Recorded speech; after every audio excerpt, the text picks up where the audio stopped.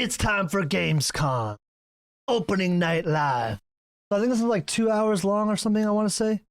And I think there's probably some secret announcements, some unannounced things, but I've heard that there's like already like known things that are going to be announced, I guess. Sonic. I think a Batman game. Some other stuff. Nothing I'm, to be honest, super excited about right now, but maybe, you know, my mind will be changed. Anyway, let's skip through this shit. And fucking go, baby.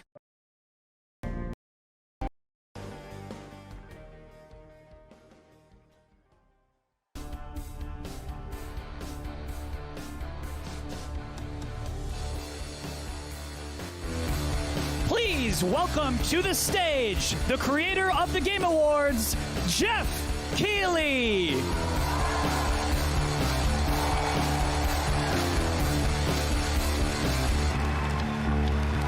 Oh my God, hello everybody. How you doing? It is so great to have a live crowd with us here in Cologne, Germany for Gamescom 2022. I'm Jeff Keighley, and I gotta say, I am so excited to be here with you. We did this in 2019, live in person in Germany, and then the past 2 years, we had to do it virtually from Los Angeles. And in 2020, the first show that my team did together live was that August, Gamescom, and we connected with all of you virtually. And the fact that we're back here in person, I don't want to ever take this for granted before. So, guys, are you ready for a fun show? Okay. Anyways. Well, I gotta say, we have a lot of great to showcase the future for you. We've got games like Sonic Frontiers, the Callisto Protocol, Outlast Trials, Hogwarts Legacy, Gotham Knights. Oh yeah, Hogwarts. And a lot of surprises of things that we didn't talk about in advance. So wait to get started. We've got 2 hours of stuff, so should we just get right to it? All right, 2 hours. We got to surprise you with some stuff tonight, too. A brand new team that has a bold vision. Let's check this out. A brand new team with a bold vision. All right.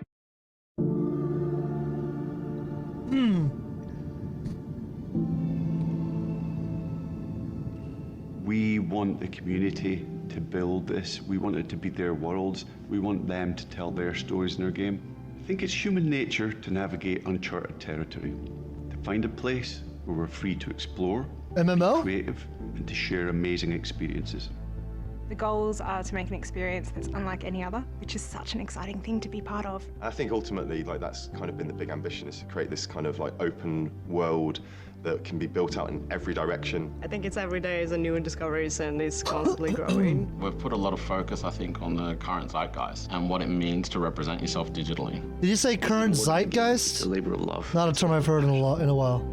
The dream is to create a whole new world for the next generation of gamers, and this has to be an MMO. We've kind of captured that. Players will play a massive part in this. It's not going to be just our game. It's not going to be just what we decide to do with it. There's something in it that will definitely appeal to you, no matter what it is that you love to do. The really thrilling aspect of all this is that people are going to get to see what we're doing for the first time. I'm just so excited for people to see what we've been spending the last 5 years pouring our hearts and souls into. And I'm excited to see how they feel about it, even though they will have to wait just a little bit longer. I feel like that was more than one Irish accent I just heard. Game for us. And today, we're delighted to give you a peek behind the curtain at what we've been working on. Let's go. A lot of big claims there. A lot of studios say these things. It's a lot harder to pull it off. Creating something brand new, you know, by the players, for the players.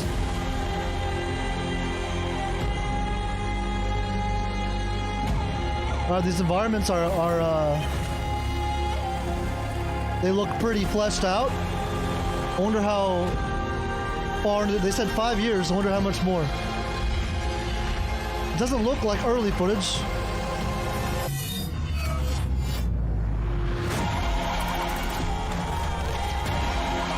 Is this a Gamescom trailer or a trailer for the game? Trailer for the game. Everywhere. Alright. Is this loud for you guys? I feel like it might be just a little bit loud. Everywhere. Made by whom? Time for a new world. What's the studio name? They're not even gonna give themselves credit?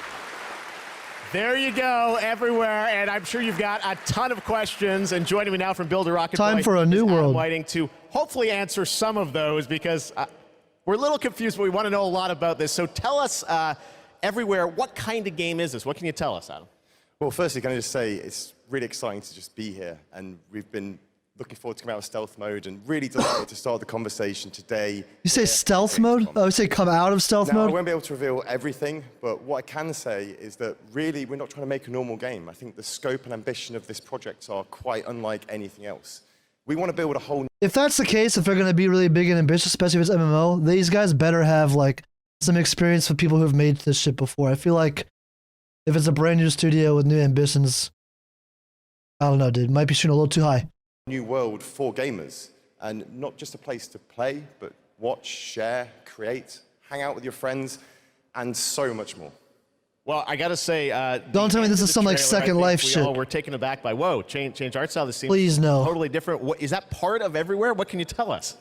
Well, Jeff, that's one of the many surprises we've got in store for players. I mean, we are passionate about making games and telling stories, but ultimately we made Everywhere to be a place where players can make their own experiences, be who they want to be, and tell their own stories. But we're still passionate about making immersive and cinematic experiences that players can just get lost in and enjoy. I guess you could say we want people to have their cake and eat it, and Everywhere is the place that can happen. All right, well, definitely a bold vision for what you're doing here. The other question I'm sure we're all wondering is, we didn't see any date on the trailer. Any sense of when we're going to get to play this thing? Where are you at in development?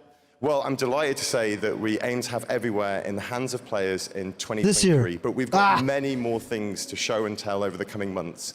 And we're really excited for you to sign up on our website. Okay, well, what is it? But really, today was just a sneak peek behind the curtain to see what the team has been so hard at work on. And we're really excited to get this in the hands of players as soon as possible. Amazing. Well, Adam, thank you for sharing the reveal here at Gamescom. It's awesome to have so many European studios on stage. And tonight, we've got a lot of European studios that are going to reveal their games for the first time. And right now, we're going to move to another world premiere announcement. That was it? Bro, did I miss something? Did they even say, like, what's the fucking genre? What even kind of game is it? I can make some implications. I can make some guesses based on, like, the trailer and some of the words they use, but, like, they didn't even say, all they said over and over again was we want players to be able to come in here and do what they want and, like, have fun. Like, that's fucking every game, dude. What?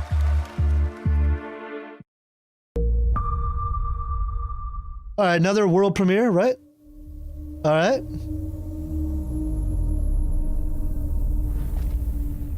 Funcom. Oh, hold up. I've seen that before. Who's Funcom? Are these people who made Chivalry maybe or something? I've definitely seen this logo, like recently, like this year.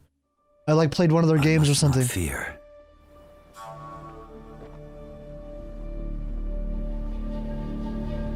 Fear is the mind killer. Oh!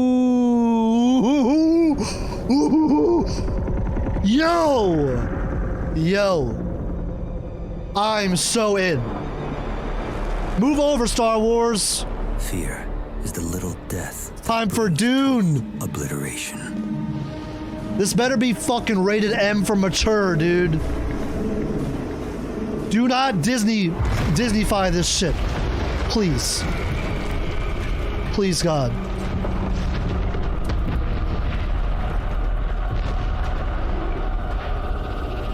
I will face my fear. The Herbert family is letting them fucking... letting the licenses go, baby. And through me. And when it has gone past, I will turn the inner eye to see its path. Sick. Fear is gone. There will be nothing.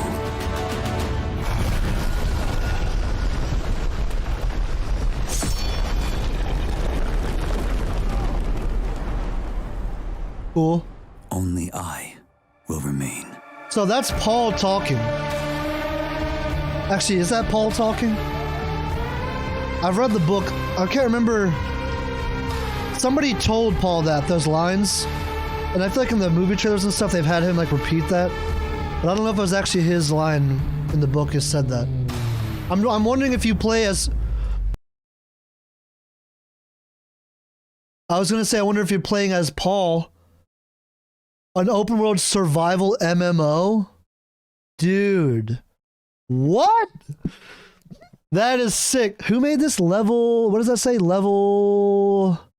I gotta go back. Oh yeah, and Funcom. And Level Infinite, I think it says. If I can remember, I want to look up those studios and see what experience they have, what they've made before, who's working there and shit. But, yo. That is fucking sick. I'm so down. And survival MMO, that's so appropriate for Dune. There needs to be survival elements. You know what I mean? Trust me, the fun is just beginning tonight. All right, how many of you out there are fans of PlayStation? Well, we've got a fun surprise for you. I said, PlayStation, what can we do for all the fans coming together here at Gamescom? And right now, I'm honored to share this global PlayStation announcement with you right here at Gamescom. A global PlayStation announcement. What's this gonna be, boys? A game or like, oh, maybe more VR stuff? New VR peripherals? New controller peripherals? Ooh. Whoa, what's this? Oh. Are those paddles on the back of the controller? What's that under the... Those are buttons? Under the joysticks, or are those like... There you go. The DualSense Edge. A lid to remove. Performance, ultra customizable wireless PlayStation 5 controller designed by PlayStation. And you see there you can have your own custom control profiles customized to your play style. And if you guys want to learn more about the brand new controller, you can head to PlayStation blog. And thanks to PlayStation for sharing that announcement with us here at Gamescom. I'm actually kind of surprised it's taken that long for PlayStation or Xbox to do that, now that I think of it. There's always been a third-party market for, you know, third-party controllers, and I think that, you know, both Sony and Microsoft is going to just let that happen and they don't really mind. But, you know, for a lot of like really serious competitive console gamers, like I have a friend of mine who was a really serious console Apex player for when the game first dropped, and he had a really expensive custom third-party controller that he fucking loved, and he like needed that shit to perform as well as he was. It had extra buttons on the back, like paddles and stuff. Actually, I think I had like 2 on each side and shit. And that was like really instrumental to his game. And they're also like a premium. They're really expensive. I'm kind of surprised. Yeah, it's like, why isn't Sony or Microsoft, now that I think about it, why haven't they been making custom controllers or like other versions, you know, I don't know, premium controllers, etc.? That's pretty cool. I fuck with that. All right, About next time. up, the Callisto Protocol. You guys I have no what this is. What this is? I guess this hasn't been announced before. People seem to know what it is. Joining me now but is Glenn Schofield from Striking Distance. Glenn, we are so excited about this game coming out in December. You came all the way over in the middle of development to Gamescom. We really appreciate it. How has the response been to Callisto so far? Man, Jeff, the response has been fantastic for a new IP. I couldn't ask for anything more. So I want to thank the fans, and I want to thank my team for just really killing it. And it's great to be back at Gamescom, man. You know. Well, dude, I don't know why, but this guy just so does not seem like a gamer to me. Like, there's something about his like fucking his archetype and like his voice, his accent. That's just like, I feel like gamers don't sound like this. I mean, I know I'm wrong, but like, I would have never guessed in a million years this guy's like a gamer or like a game designer or businessman or anything. You got some good stuff for the fans, and we're going Is to it get only to that me? in a second. You brought some gameplay. We saw some great stuff at Summer Game Fest. You brought more now. What are we going to see today, Glenn? Yeah, you've got some live gameplay. We've got 2 sections. The first one is going to show some crazy combat. And the second one is something new from the game, a little different than what we've shown, with a pretty crazy ending. Yes, it is. You guys are going to love this. Crazy combat, crazy ending. For your work on Dead Space. And that game, we love the strategic dismemberment. I understand you're kind of one-upping things for this game? Wait, what? This guy's from Dead Space? But this isn't the same Dead Space studio. Yes, it is. You guys are going to love this. One thing I wanted to ask you about was you're known certainly in the team for your work on Dead Space. You're known on the team. So amongst his team, he's known for that. So yeah, I'm guessing he came over from Dead Space. It's not the Dead Space team, though. But holy fuck, I better stop talking shit because Dead Space is one of the best games fucking ever made. The first one in particular. And if this guy had something to do with that, then fucking props, my dude. That game was so good. So good. In that game, we love the strategic dismemberment. I understand you're kind of one-upping things for this game? Well, we got dismemberment, and we've shown the gore system. And today we're going to show a couple new things, including one that we're showcasing called mutations. So the enemies may sometimes have these tentacles that come out. And if you don't shoot them, take them out on time, this guy in real time is going to mutate in front of you into something bigger, badder, faster, meaner, and he's going to be taking you out. It's pretty cool. Well, this is one of my most anticipated games. It's coming out this December. Glenn, thanks to you and the team for putting this together. Let's take a look at brand new gameplay from the Callisto Protocol. I noted this was coming out, but I'm definitely buying this probably like, I'm going to play it on stream because if it's by the, anyone who's had anything to do with Dead Space and it also has dismemberment, gore, all that shit, sounds like it's going to be a spiritual successor. Hopefully more a la Dead Space 1 and not 2 or 3. But we'll see. Thank you.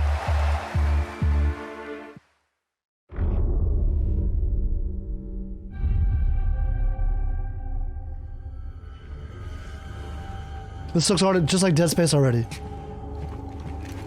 With the no HUD. Okay, stasis with stomping. This is literally Dead Space. Your health's on the back of your body. Your ammo's displayed as a hologram on your gun. Sneaking is new. Okay. Alright. That seems a little strong. To be able to just throw an entire enemy. I hope there's not too much stealth in this. Or like, I don't know. I hope it's just done right. If stealth isn't done right, then they overuse stealth. It gets so boring. Like crouch walking around levels and, doing stealth puzzles where you're like waiting for the enemy to like path in a certain way so you can... That shit gets really boring really fast, I'm not gonna lie. Oh, fuck. Yeah, bro. The game looks a bit grainy. I feel like it's just the video quality. This video quality is not great. I don't know if it's me or what. Uh-oh. It's definitely very, very Dead Space, though.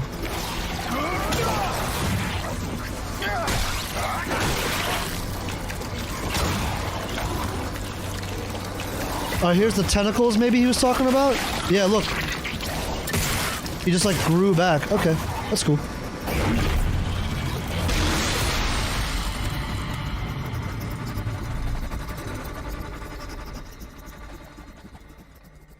It was good. The only thing I'll say, like, I do kind of hate when, like, studios, there's, like, an event like this, or maybe they drop a, YouTube video or something.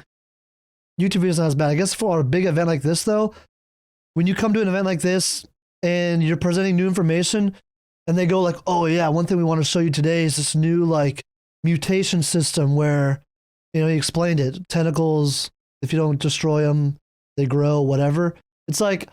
That is a cool little gameplay mechanic, but it's like, those kind of things aren't make or break for games. I really don't give a shit, to be honest. Like, that doesn't really give me any, like, meaningful new information about the game. Like, sure, that's a cool little gimmick, but you can make a god-awful game with that mutation. You can make the best game ever with that.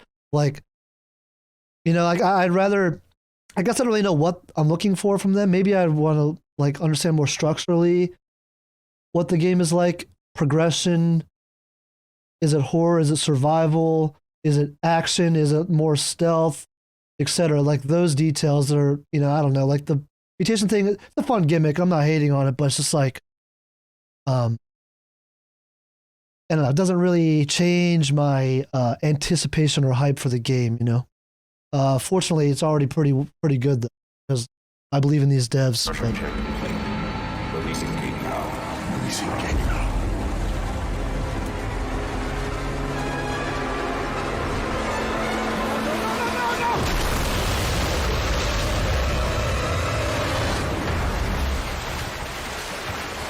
I hope they don't make it too cinematic. I love parts like this in the game, but they can be overdone.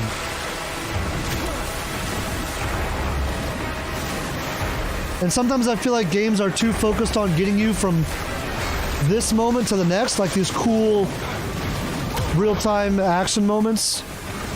Because that's like the, you know, the draw of the story. That's like these are like the really exciting, cool parts. But you need to make the space between them fun too. This is kind of how I started to feel about like Uncharted and The Last of Us. Is like, yeah, all these awesome cinematic moments are great. Cutscenes, dialogue, shit like that.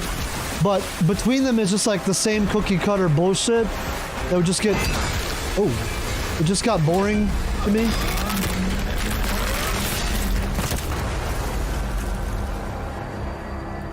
Well, they certainly have cool cutscenes, but cutscenes are also very low on the list of like what makes a game good, you know? And like cool action sequences like that, where like half cutscenes. Very cool, very cinematic, very immersive, good, but right? not the most important thing. Gameplay is king. Got lots more coming for you, but right now I want to introduce my co-host for ONL, Melly. Melly, welcome to ONL. Thanks, Jeff. I'm so excited to be here at Gamescom. Hello, everybody. I'm your guide for tonight for all the happenings around Gamescom, and I'm really, really excited to be here because the heart of gaming I can't tell if she beating has once again. an accent or Game devs not. and publishers from all around the world are making their way to Cologne to show you hundreds She has the most of new slight games. accent. So if you're not here yet and still can come by, make sure to drop by. And if you can't, make sure to drop by next year, because it is definitely worth a visit. And one of the highlights we have this year is we actually have the largest indie area ever, bringing visitors and Hell devs yeah, closer love together indie, dude. than anywhere else. All right, anyway, that's enough. Let's trim some of the fat here. What do we got? Let's take a look Another at world this premiere. brand new world premiere. After an age of the cruelest tyranny, man finally defeated its overlord. The gods do not fall forever. That looks like a fucking hand. That's pretty badass. The champions of war united. Hex works in association with CI Games. Not familiar with either of those studios. Tyrant's colossal remains. For some forces, even death cannot end. But now, eons later, the fallen god's influence pervades the world again. The art is definitely sick for this game. Even sworn enemies join his accursed lords of the fallen and damn. Sick. Damn, this is cool. To a new age of devastation. Let's go. From these I love that eclipse in the background. new heroes arise. Ooh. To defy the gods, one must embrace the darkness. And so lies our only hope. This looks pretty badass. I'm guessing Souls-like so far. Souls-like genre. And here's our Souls-like hero. Especially because they're following the same marketing as Dark Souls with like this like, I don't know what you want to call it, rock song trailer. It seems a little bit out of a place, like that dark gothic horror. But then you throw in like some rock song. Really a bit of a strange choice, but this is what Souls did. This is gonna be a Souls-like, I promise you. That's cool. Little lantern mechanic, maybe? Maybe like a Prince of Persia thing, where like you have to use the lantern to kill enemies, you know, in some way, or like finish them off or whatever after you weaken them.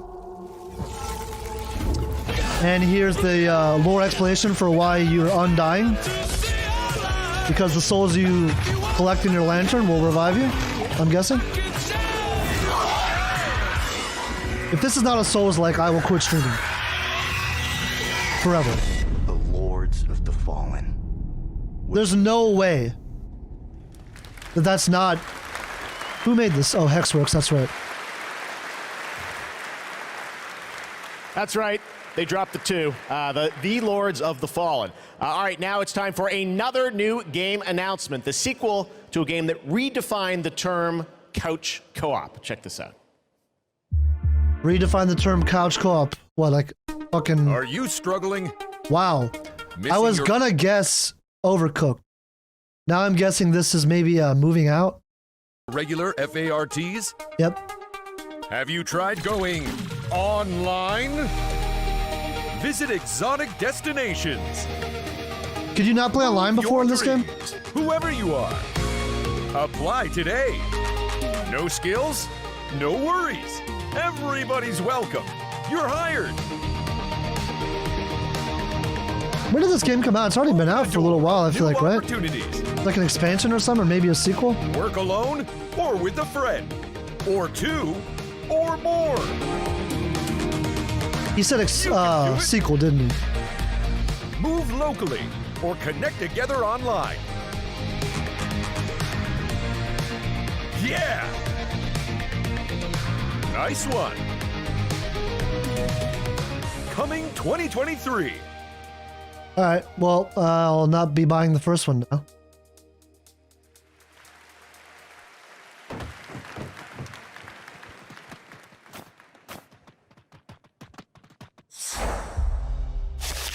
All right. Ooh. Yes, it's time to step into the Potterverse. You guys excited Here we about go. Hogwarts Legacy? What are we gonna find out today? Hopefully they give us actually some real It's info, coming dude. out in February. Don't just show me another 2023, and trailer. Tonight at Gamescom, we've got the brand new trailer for you to take a look at. I don't want to say much and spoil much. This is an incredible trailer. I hope you enjoy it. Incredible trailer. God, give me something more than a trailer, please, or at least make it gameplay or... Slytherin and the dark arts, the better prepared we'll be. I wonder when this takes place. If either of you uses dark magic, I will notify the headmaster immediately. Like before or after Harry Potter, you know?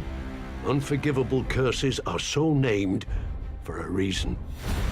A spell that could save your life shouldn't be unforgivable.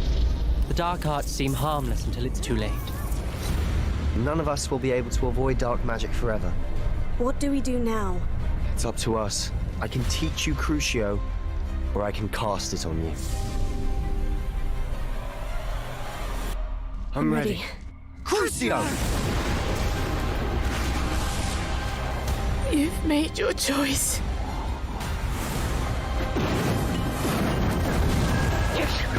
It's kind of surprising. I feel like there's not, you know, it's weird there's not more like mage-based games, like strictly mage. Mages are really, you know, a wizard or whatever, a really common, obviously, like, choice when you have the choice between classes, but there's never just like a caster game where it's only casting. I mean, there are some, but... What have the two of you done?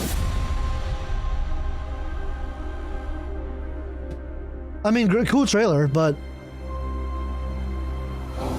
we don't know anything else about the game now other than like maybe some more clues on like environments we'll be able to visit and plot and maybe characters or something. Oh god, here we go with the pre-orders, dude. Here we go. I mean, I don't blame them. This is Harry Potter. Like, if you're gonna pay for an IP, you're gonna fucking like do all the marketing shit, so. But...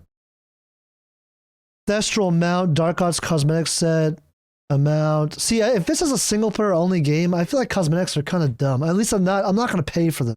Unlocking them, sure, but there's no shot I'm paying money for cosmetics in a single player game. And I know this isn't paying money, this is just pre-ordering, but it's the same thing in my opinion. Same thing in my mind. Pre-order on August 25th. When is it? Does it have a date? February 10th.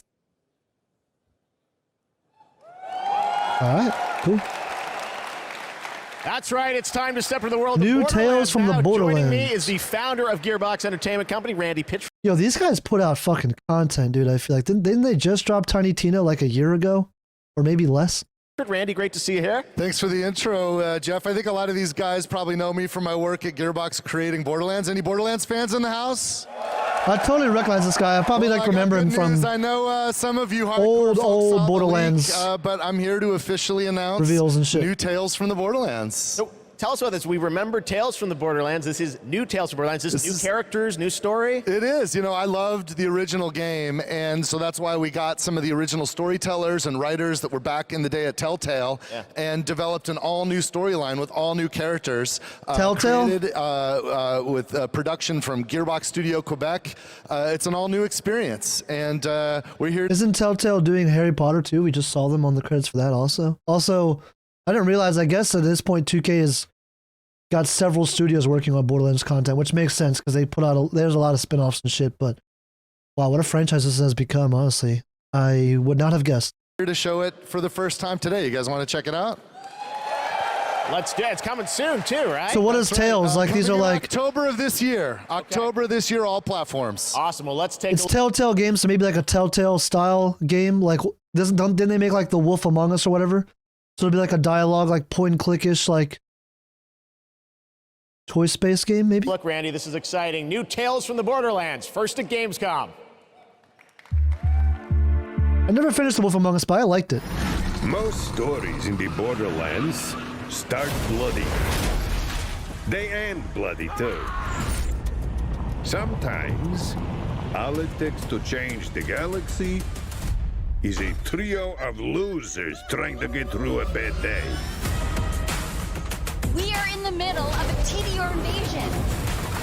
Leave immediately! This area is now under TDR jurisdiction! They think there was a vault key being kept on the station. If we can find whatever's in that vault before TDR does, we can change our lives. I haven't played a Borderlands game in a minute, dude. Maybe I should. Bad at this, like really bad. TDR has many guns. Talking guns. The first one was fun. Guns with legs. Really fun. blast you so freaking fast! Yeah! Shut up, Richard!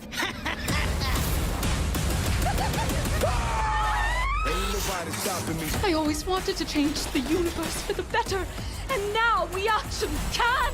But more importantly, we'll be drowning in ash! I'm still not sure what kind of game this is. Why are you people like this?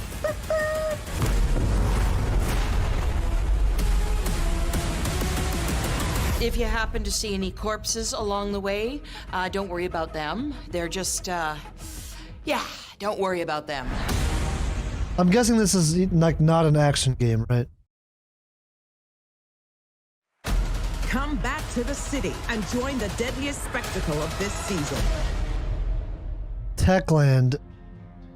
I know Techland. Is this also Borderlands? No, this isn't Borderlands art. Homo neanderthalensis. Or no? Homo rhodesiensis. Homo erectus. All of them wiped out by the deadliest species of all. Us. I am Astrid. This is the new arena. And my advice for you, stay alive. Is this the same game? This is a different game, right?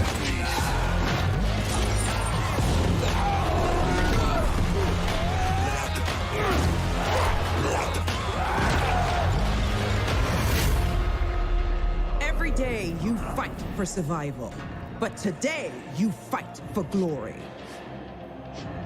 Anyone can be a warrior. What makes you different is the spirit of a champion. Let out the beast. Let out the beast. Let out the beast. Dying Light 2 expansion? Oh. I have to admit, I'm not interested. No hate, but Dying Light 2 didn't look that cool to me. I missed out on Dying Light 1. Wings. I waited for Dying Light 2. I was like, oh, I'll just play the second one at this point, you know? So you want to join me? And it seemed like, I don't know. Well, you know what? Hold on. There was a lot of complaints, and they did just say they addressed a lot of stuff. Let's look at this list really quick. More monsters, Dark Zones, hostile biters. Yeah, and that's nothing like that crazy, like game changing, just like some optimization stuff looks like. Balance changes, you know? What do we have here? Low frame rate?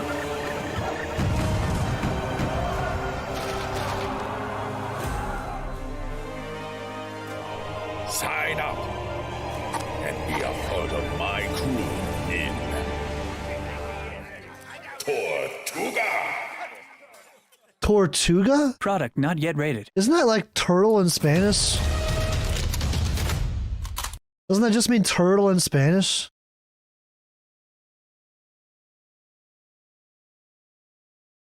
Just kidding.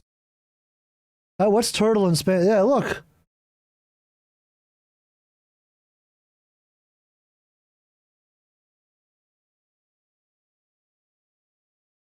Tortuga.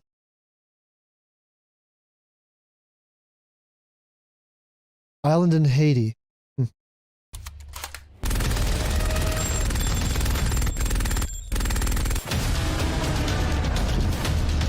Ooh, there's some Marauders.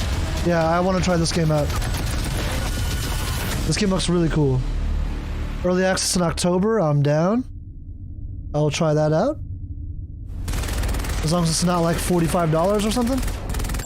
Then again, I did spend like $150 on Tarkov's though.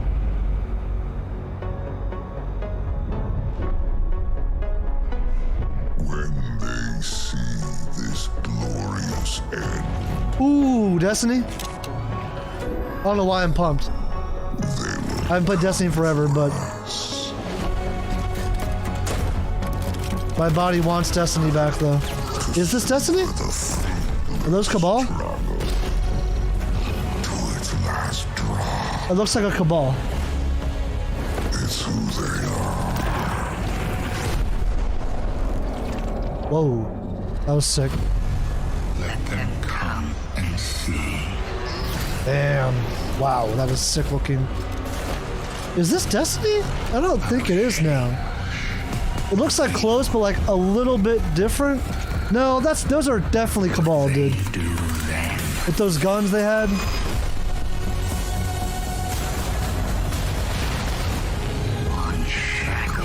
And this is a hunter. Ooh. That was cool. Here's your Titan with his little skirt. Because only in the end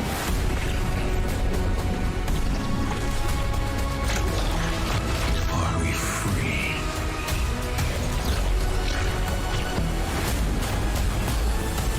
It looks pretty dope. I was about to say, I thought it was called Lightfall. It wasn't Destiny. I was about to be like, if this isn't Destiny. Hello again. Then this Saturday, the Gamescom Awards will be handed out to the winners legal of department's the about to get a best phone call from games on the Bungie real show soon. floor.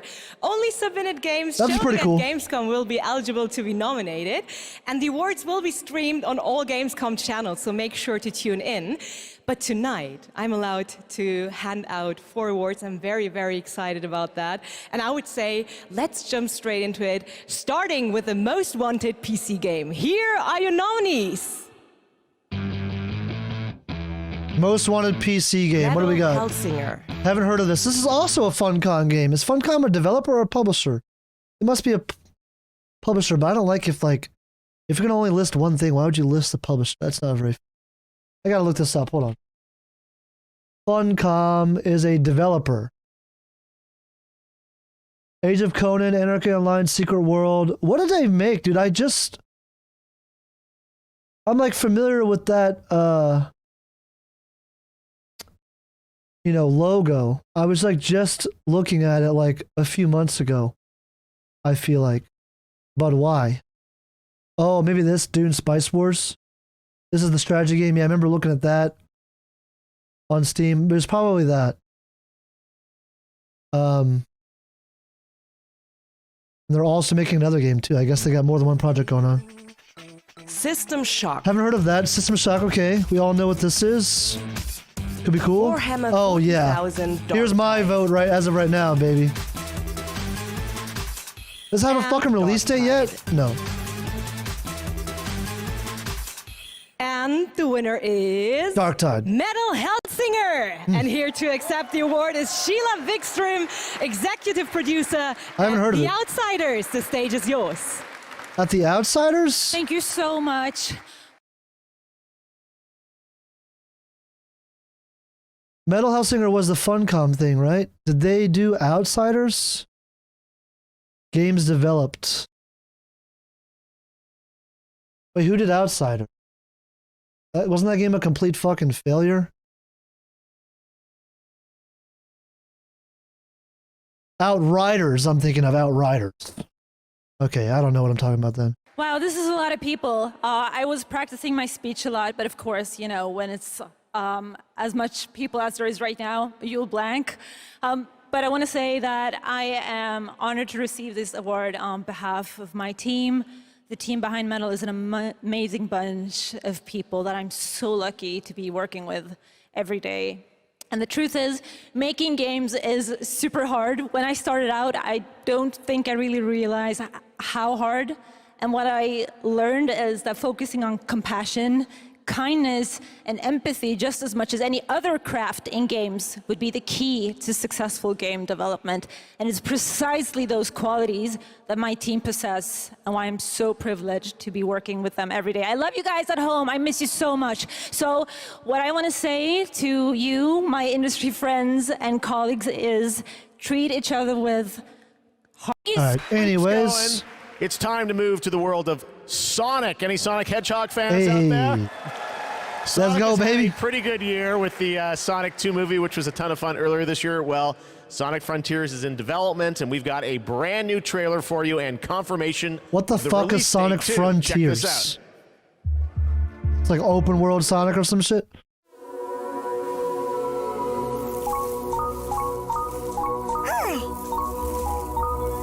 What are these guys called?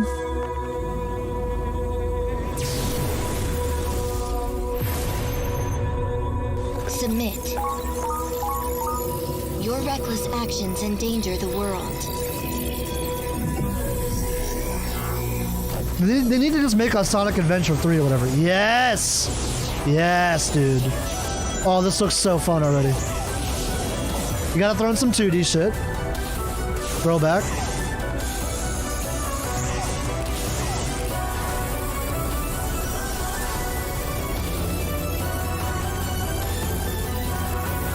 Cool. Amy, is that you?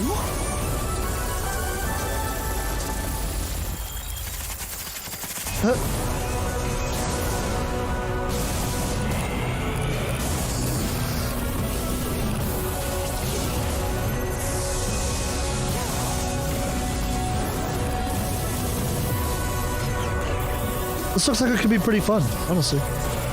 You cannot run from Sonic's always fun, dude. immediately.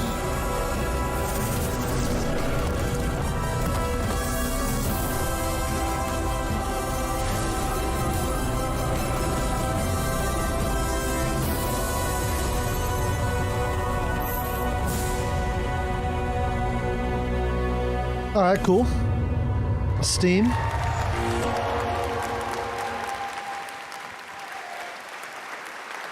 There you go. It is coming this year, Sonic Frontiers. All right. Well, They need to bring back the another old European Sega studio wanted to use games. The old Sega fucking prop, dude. The Sega. ONL as a platform. Like, if you want to sell games, dude, like, give people that fucking nostalgic fucking dose, dude. You know what I mean? Whenever you saw a trailer, give them that Sega, and you're gonna get like a whole generation of people are gonna be like, wow. If they weren't interested before, they hear that fucking tune, dude. Like, they're gonna be like, to announce. it's gonna catch their attention whether they like want it to or not. Narrative experiences comes from a French studio. Check this out. Narrative experience, French studio. Lame. Parallel. I don't know who Parallel is.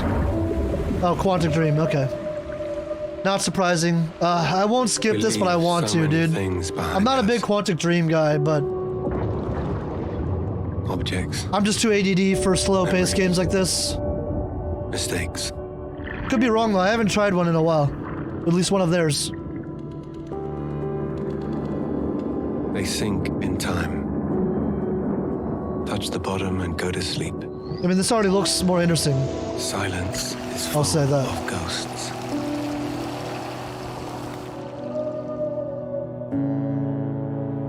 And here, voices can only come from the deep. Deep under the waves.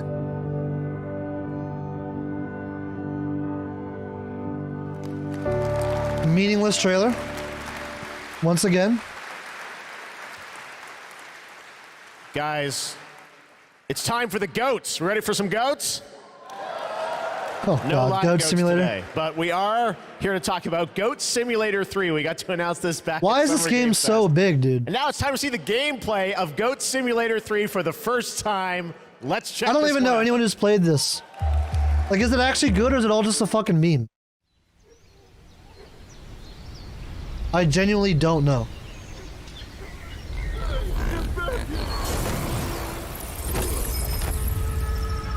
But fuck, the studio's making a third one, so...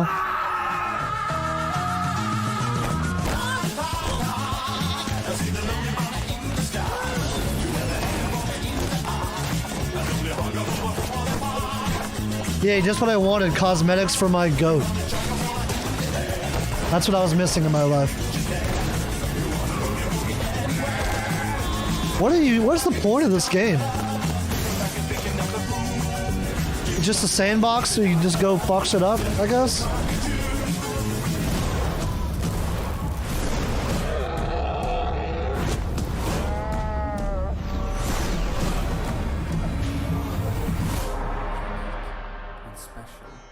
I feel like I'm not that good at like entertaining myself with games like this.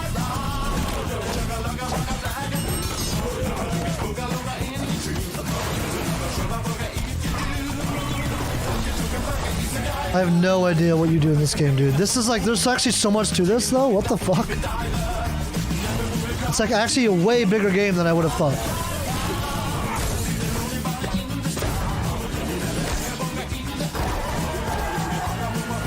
It almost looks like if Tony Hawk's Pro Skater, but like you don't skateboard, you just run around as a goat. You know, it's like there's gonna be a bunch of like weird little quests to do everywhere, and like tricks to do and 17th, challenges. That's literally about everything you could imagine. That's what it looks in like. Goat Simulator 3. All right. A lot of people ask me how I got started in the industry. Like someone was really like, "Hey, what if we made a game like Tony Hawk's Pro Skater, but instead of skating, you just played a goat?" Like I feel like that's how that game came about. And what I loved doing when I was a kid with my brother, we would play PC adventure games, and I grew up playing classic LucasArts and Sierra adventure games. Nice. You guys remember Monkey Point and click, Island, by baby. chance? Oh yeah, there's a new one coming out. I am so let's excited go. because there is a new Monkey Island in development right now. Ron Gilbert, the series creator, is back. You may have heard about it. Return to Monkey Island. And tonight at Gamescom, I am so excited that we get to announce the release date. Or actually, I don't. We get to go to Stan to tell us the release date. Check this out. This is one of the only kind of games I feel like where just getting a straight up trailer for like entertainment and purpose or for high purposes only is like acceptable because this is a point and click. Like the draw is supposed to be like puzzles and like comedy and stuff for Monkey Island, right? It's like, you know, a gameplay trailer wouldn't really be very fun to watch. Hello, friends. It's your old pal. Oh yeah, they have this new weird art the style. magic of I fuck with marketing it. to let you know that your search for quality entertainment is about to bear fruit. But I wouldn't be doing my job if I just dropped the details on you without a little build-up. I want you to see the kind of fine dining establishments you'll be visiting, like this one. Get lost. And if escapism is your cup of flavor, you can't do much better than this exotic and extremely remote island. Stay back! How did you find me? Return to Monkey Island launches September 19th, which happens to be that's really close. International Talk Like a Pirate Day. But you don't have to wait. You can order it right now, before it's even out. Something we in the marketing industry call a pre-order. As a bonus, I'm ready to unload this shipment of beautiful horse armor to anyone who pre-orders Return to Monkey Island. It'll look fantastic. Again, with like it's so weird giving out cosmetics for like a single player game to me. A lot of irons and a lot of Like who are you gonna show off your cool skin to? Just like your fucking yourself? how it is. But I'll be back to steal every scene I'm in. Like that's the whole point of getting skins is for other people to see them. They're not for me. Like I want a cool League of Legends skin so when people play against me or with me in a game, they see my cool skin. I'm not doing it for myself, you know. Return to Monkey Island. I'll see you there. Yo, I'm down, Pre-order dude. customers will receive the exclusive horse armor item in their inventory. I've said this a lot, but I'm telling you, I'm making a new effort now on stream. When I start shit, I'm trying to really fucking finish it. Not gonna finish every game I start, but like when we start this game, dude, we just need to grind it and just finish. We're just gonna fucking grind this shit till we're done. Whole thing. All on release day too, because I'm trying to get VODs up, playthroughs, let's play. Inventory, please note that the horse armor has no practical use in game and in no way will contribute to the gameplay, puzzles, or narrative of Return to Monkey Island. Yeah, was that a real disclaimer, you think? Or was that like supposed to be a joke, like funny? Oh my god. If that was real, then that's kind of sad that they have to like say that. Absolutely nothing. It just sits in your inventory. Return to Monkey Island. Cannot wait for that. All right, now let's turn to the world of Unknown Worlds, the creators of Subnautica. As we've teased, they are here today at Gamescom. I need to play unveil Subnautica a still. Brand new IP, and it's a departure from new Subnautica. IP. It's a brand new turn-based sci-fi game, and we're going to reveal it. Wow, a turn-based game. Special From a solo player survival craft to a turn-based sci-fi game. guest is. Let's check I this like out. it. I like that a lot. Trying something new.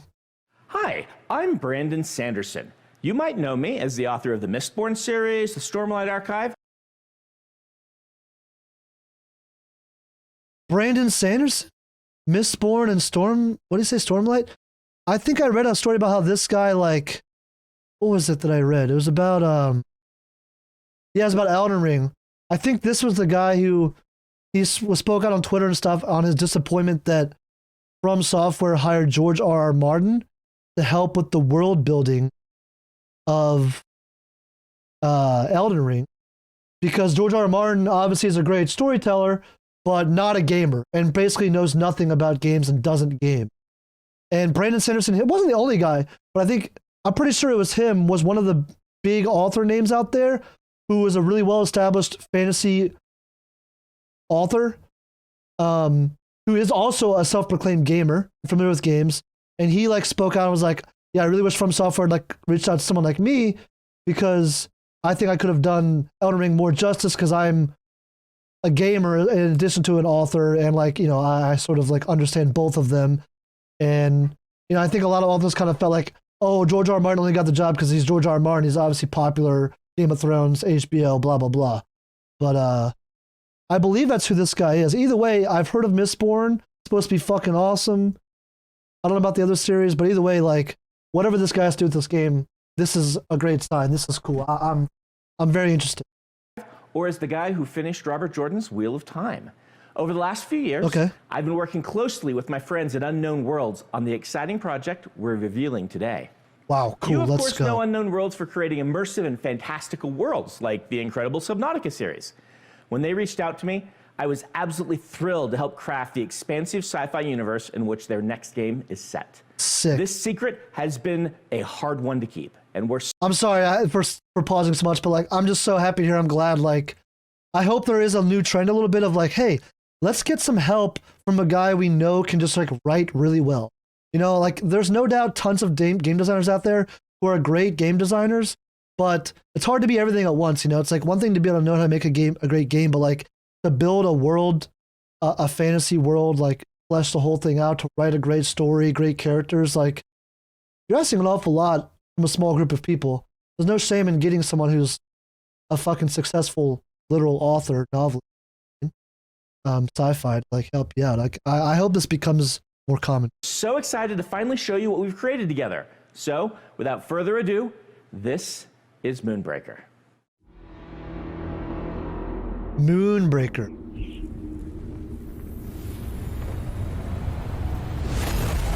Let us keep this civilized. Welcome to the party. It said turn-based sci-fi, right? With you till the end. Oh, cool. It's like little figurines. Interesting approach. Wonder why they chose This will be over real quick. this idea. Maybe they want to drop like a tabletop game, or it's just supposed to be stylized like this, I guess.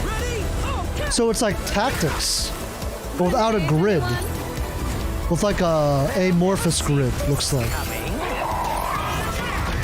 I taste their panic. You know I love turn-based tactics, baby. Good game. Stop this treachery.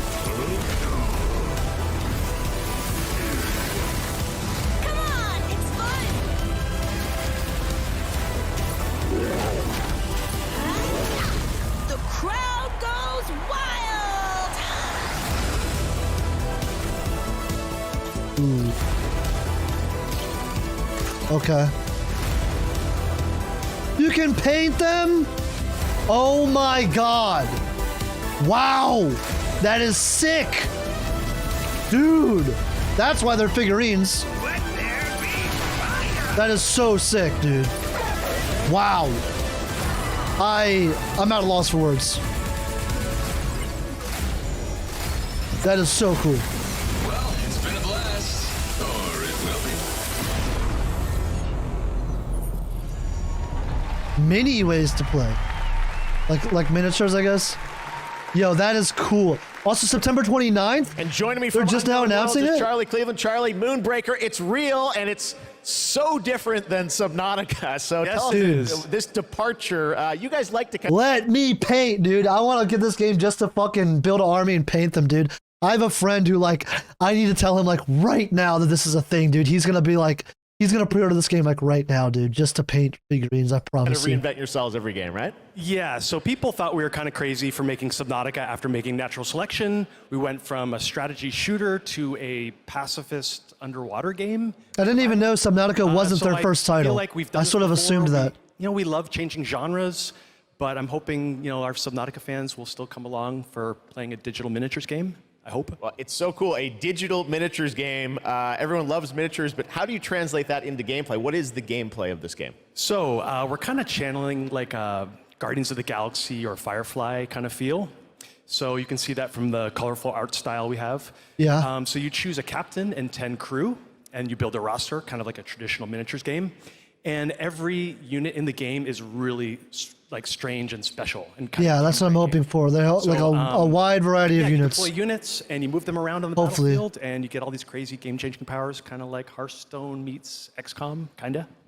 Well, I love. I mean, you see the gameplay here. It looks. It's like great, I love when people present like this. It makes me wonder, like, did he plan on saying Hearthstone meets XCOM, or did he come up with this on the spot? Like, there's no way he must have intended to say that, which means that he probably intended to like say it like that, like he doesn't want to like mislead people, I guess. Like, I wonder why he's kind of like dance around those words, but that sounds cool to me. Hearthstone and XCOM. It's coming soon, as we said, end of September, so you're not early access. I like that. So I'm guessing it means XCOM, obviously turn-based tactics, XCOM, right? That's what we see in the video.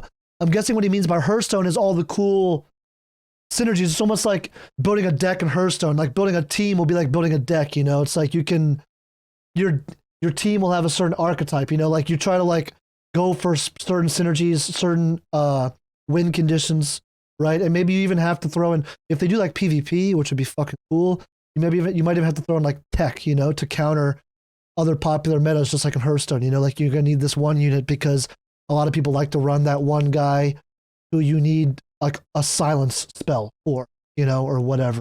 I like it. You're not gonna wait I'm long, down. But the thing I want to get to is the painting of miniatures, which you saw a tease of in the trailer. And I know you actually, painting was cathartic for you sort of during the pandemic, right? Yeah, so the painting, I mean, you can't have a miniatures game without painting. And during Is this not a new thing? I just found myself like learning to draw and just zoning out and feeling really relaxed when the world was basically falling apart around us. And we really tried to capture that feeling. It's not like Photoshop or like special technical tools or anything like that. We just simulate washes, dry brushing. We've got decals, like dumb it down, make it simple. It feels like you're actually painting a real miniature. And I have to say, because everyone is surprised by it, like all the miniatures you see painted in the game are all painted with the tool. Wow. So it's like actually pretty powerful. Amazing. Well, it's so cool. That's what I would expect. You're revealing That's it here, good. and it's playable at Gamescom, right? It is. It's here. You guys are the first ones to play it. Cool. Wow. And it's more. We're over in the Crafton booth. Okay. Crafton booth. And for everyone else around the world, they're not going to wait long, right? Yes, we'll be on Steam Playtest in September. Okay. We have a couple open weekends, and then we're going to be launching into Steam Early Access September 29th. Oh, it's early So access. it's really close. Only a month away, Moonbreaker. Charlie, thank you so much for coming all the way out here. Thank you. I know you had a tough time. We'll have to see how early the early access all right, is. Charlie Cleveland with Unknown Worlds. Thank you so much, Charlie. And now it's time to reveal another game with a very catchy tune in the trailer. Check this out. Let me tell you about the friends that invested all they had on a shady site that looked like a scam. It said buy this magic cards to play the coolest game and fight against your friends with no consequence. Cool trailer so far. Cool trailer. No idea what I'm watching though.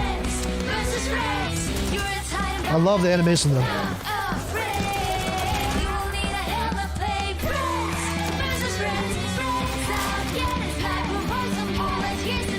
What the fuck am I watching, dude? What is this? A card game of some kind? Like an action card game? This better be PvP if it's called Friends vs. Friends. Whoa! It is actually an action card game. Yo, I love that. I love shit like that, dude. I'm so down. That reminds me right away of Chain of Memories, Kingdom Hearts Chain of Memories. Inspired by action game, you move around your character, you can swing, all those normal things, but like your abilities and stuff are like on cards. You have a hand, so you can only play from those.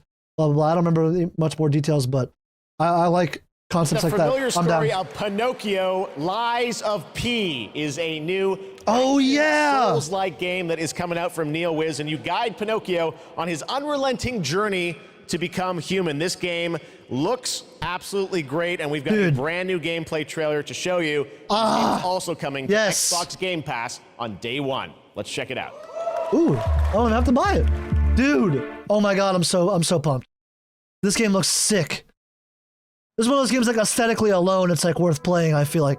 Can you hear me? But it looks like it's got way more to offer than just aesthetics. Like, it looks good. This city is falling apart. Chaos, madness, death. And there might be no going back. But you can change that. It depends on the choice you make. Truth or lie.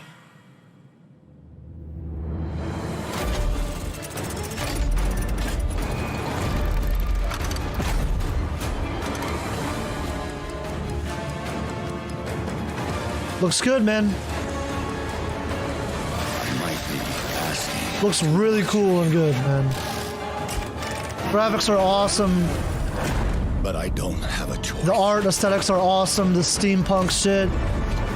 It's like a dark Pinocchio story, which is super cool. The environments look great. They're big. They're larger than life. The animations look great. Look smooth. Help me.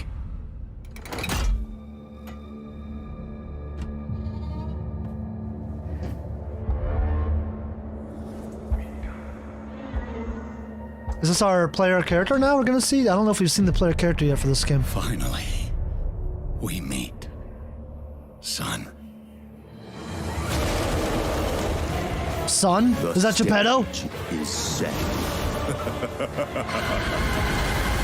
The light shines brightest in the darkest of times. I'm so intrigued by this game, dude. All right, buddy, I'm here for you. Don't worry.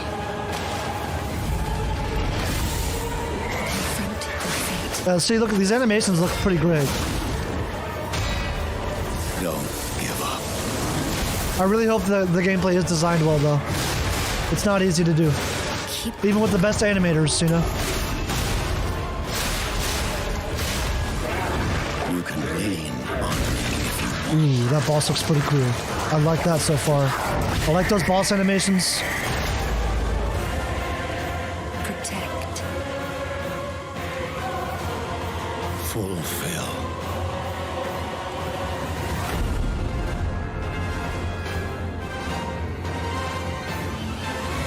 Looks really cool, dude. Destiny. These guys have really, I think, materialized like a really cool idea. They definitely have gotten the look of the game down. It looks great. Hey, like you. that's part is already a success. Yes, you. Is this an ad? Fear of missing Gamescom.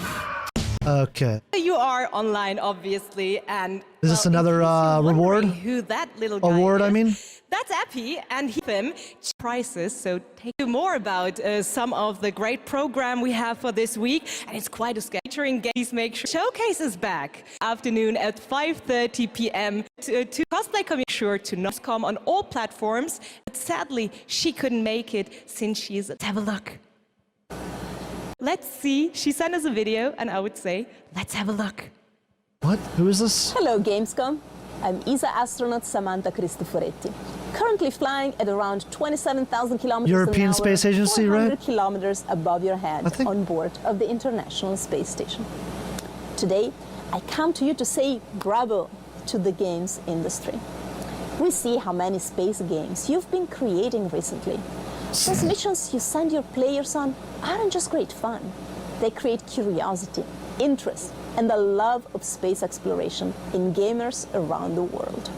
As we look towards returning to the moon and onto Mars with our ambitious Terra Nova program, humanity's spaceflight capabilities will be in part thanks to the games industry.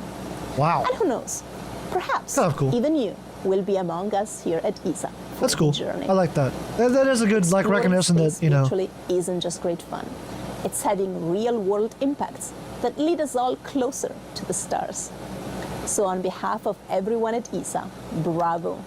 Keep creating, keep innovating, and keep playing. It is true that, like, this is ESA astronaut Samantha Cristoforetti wishing everyone it's true that, like, a wonderful writers of from the international movies, Space books, Station. games, all that, they do a job in, like, driving interest in, like, science and stuff. You know, they play a role, I mean to say. That's pretty cool, actually, that they kind of, like, recognize that, you know, that astronauts and stuff. It's true, man. I mean, we need it from wherever we can get it. You know, inspiration for people to get into STEM. Whether it's from gaming or from school or whatever. Emimot game. Another space game, alright. Wonder when we'll hear more about Starfield, Bethesda's space shooter.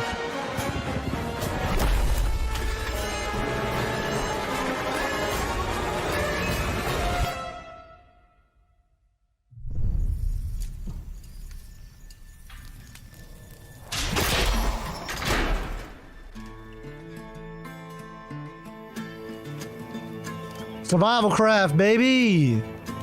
Yeah.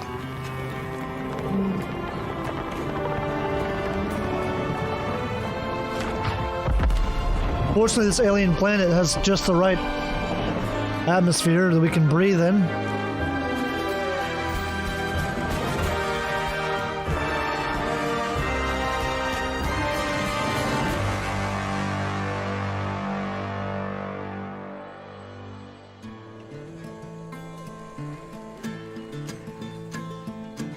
There's so much competition in this space, dude, with these survival craft things, man. I feel like there's new games like this coming out like literally every week, dude. It's good luck to them.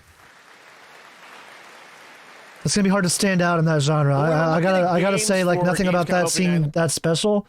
Not trying to hate. I mean, it could be great, but I'm just saying, like, if you're trying to gain the attention of survival craft players like myself, like, it's really hard to stand out, and that didn't look all that special. It looked a lot like Icarus, which was garbage game, by the way. Maybe that's be a good thing for them, people who like wanted Icarus to be better, but Live. One of the things I was most impressed with this year is there are a lot of European studios that want to debut games here, and also a lot of brand new IP, brand new worlds, and we're going to introduce one of those to you right now, and I think you're going to get pretty excited about it. Check out this world premiere. loving all the new IP, baby.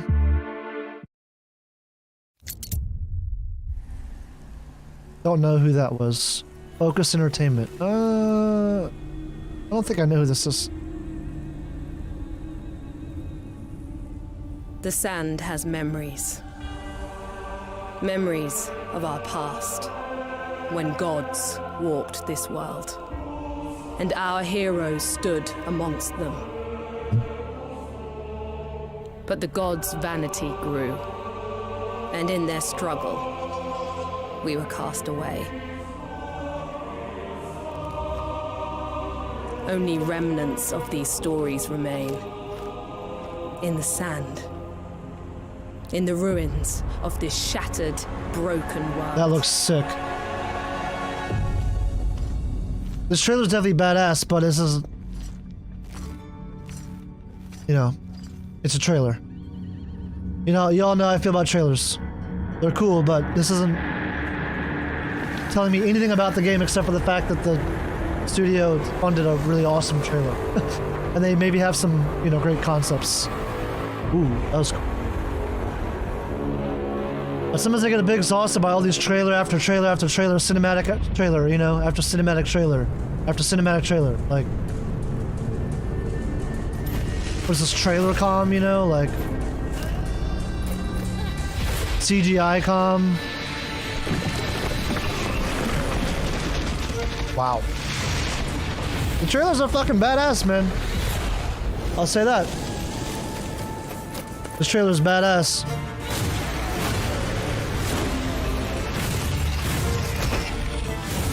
So, co-op? Action game, maybe?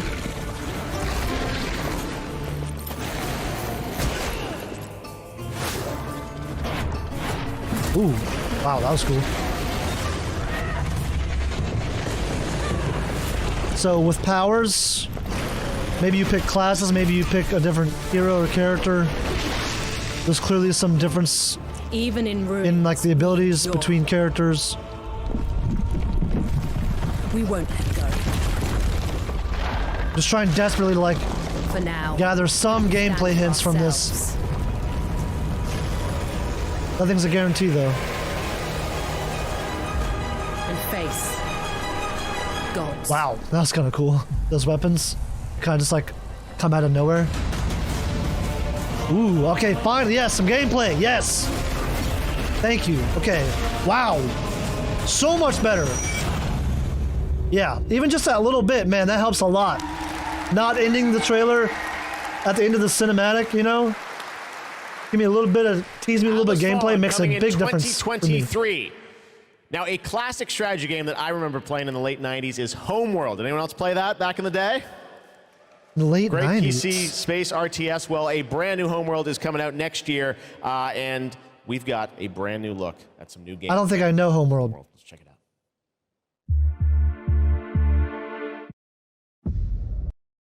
Really quick, let me just see if I recognize maybe any art or something. No, I don't recognize this shit.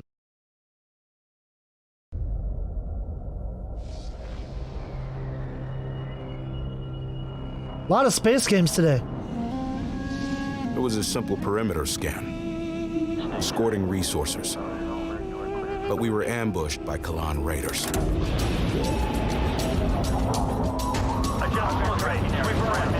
The fighters were no problem, but the missile frigates were a different story. Command got clever. Interesting. Damn, I love these like safe on approach. Absolutely massive, like I don't know what you want to call them, these spaceships that are like chilling out here in space. Structure to sneak behind. Jesus Christ! I love this massive spaceship already. Compared to like the size of these like one-man ships. Carrier battle group arrived. We scrambled bombers. Perfect for a tech. So it's like an RTS game, I guess. Something along those lines. We protected the resourcers while they hauled in the goods, which meant we could roll out assault frigates. Cleared hot. Let's take it to them. Stay on them. Break contact. The raiders weren't. So it's like a rock, paper, scissors RTS. Run tactics. The way their carrier exploded, beautiful. And we even grabbed a little souvenir. That missile frigate is ours now. Looks cool. It definitely looks cool. I don't know if this is really my kind of game. Not a big RTS dude. Maybe if you can like pause and strategize, but... Homeworld 3 in the first half of 2023. Now, today is a big day, speaking of threes, because it's the version 3.0 update to Genshin Impact, which is an incredible action RPG from Hoyoverse. Well, today we've got an exclusive new look at version 3.0 and the new Rainforest Nation, as well as a sneak peek of a mysterious ancient civilization and settlement that is found deep inside the desert. Let's take a look at this world premiere.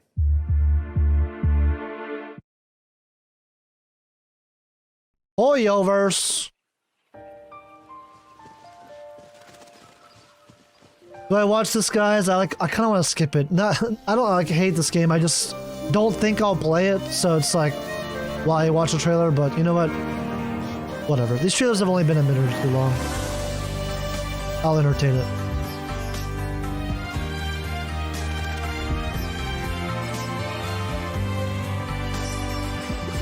So is this like an MMO? I mean, I know it kind of is because you play along with everyone else in the world, right? But like, what's the late game like? You know, do you group up and do dungeons, like do difficult content, and like raid and shit, or? I don't really know, to be honest. I played this game for a little bit. I did like it. I kind of forget a lot about it. You're more in line. Let's sweeten the deal. Scatter! Germinate! Germinate!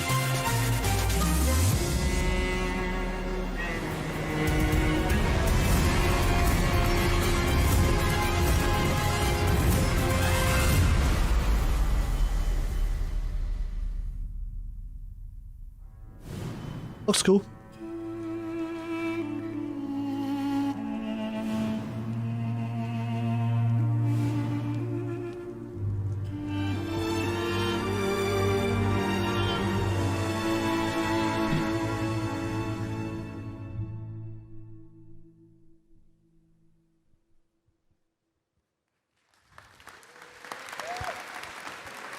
Alright, whatever. Looks cool, I guess. What an absolutely beautiful game. And that's not all from Hoyoverse, because they also have Honkai Star Rail in development. It's a grand interstellar adventure with strategic turn-based combat. And now we're going to take a new look at the story and adventure that awaits you in Honkai Star Rail. Another fucking space game, dude. God damn.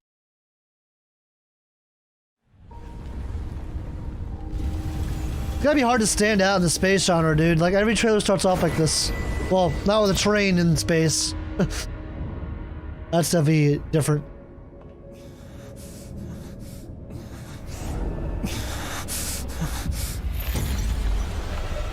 They said it was a strategy game? Of 5 people, 3 must pay a price. You are not one of them, Jinyuan.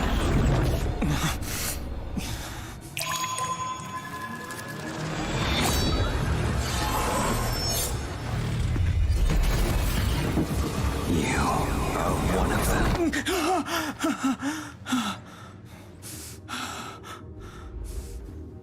The Xianzhou is in danger. This man, he... The train is about to make the jump. Hold on, everyone.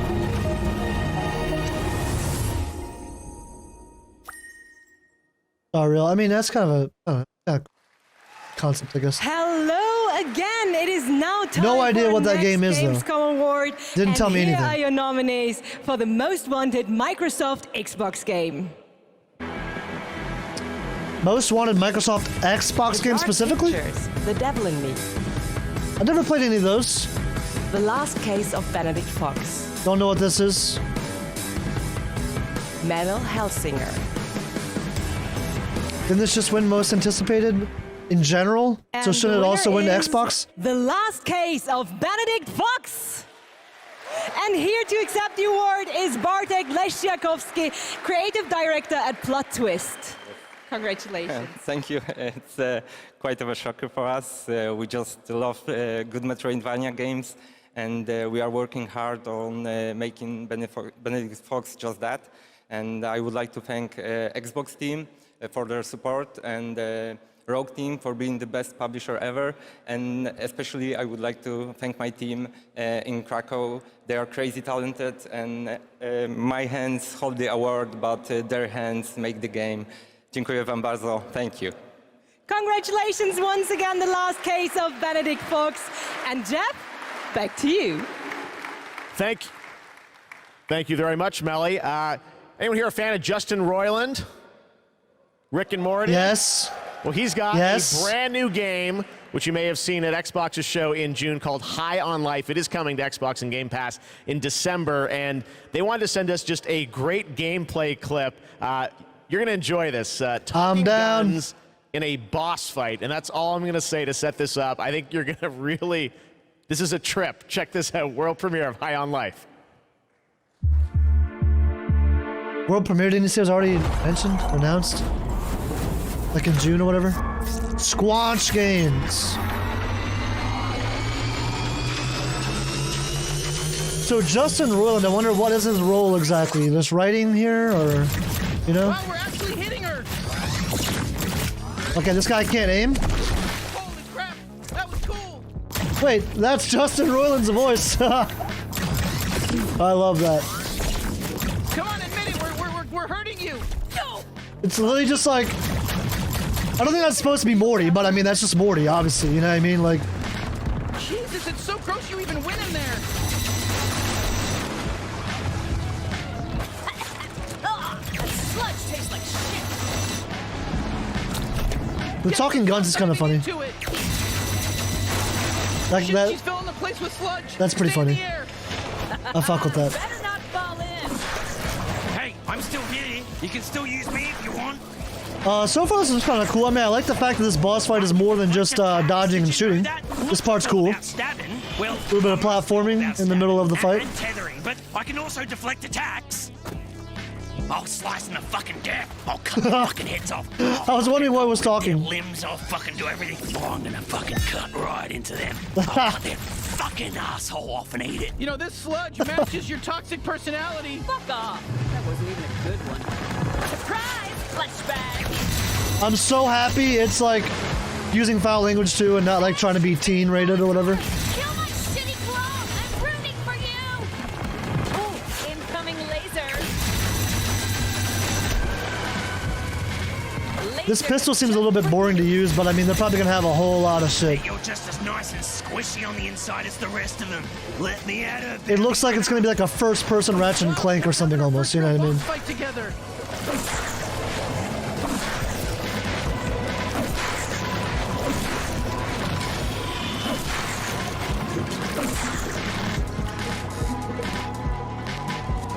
I'm the strongest out of all the Torg clones. I'm impressed you made it this far. My ant soldiers are extremely strong. Honestly, I don't think they were. We're new at this, and it was pretty easy to kill them all. Ooh, okay, cool. I'm taking you with me. Just stay alive. I think she's basically done for. Oh. This looks cool. I mean, this looks a little bit, alpha, a little early, but, I mean, it seems funny.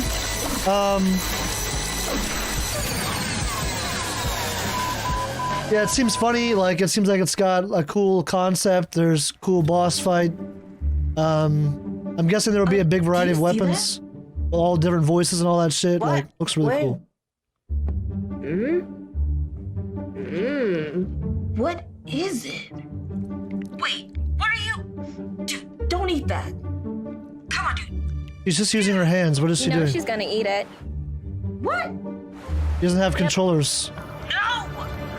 No! Told ya. Gross. What? What was the fucking... What the fuck was that? Literally, what the fuck was that? What was that commercial for? Okay, this is new gameplay. Dark Tide. Oh. God damn it. Is this the end? Did we get to the end? No way, right? We can't be quite at the end. I think we have more to go. Could be wrong though.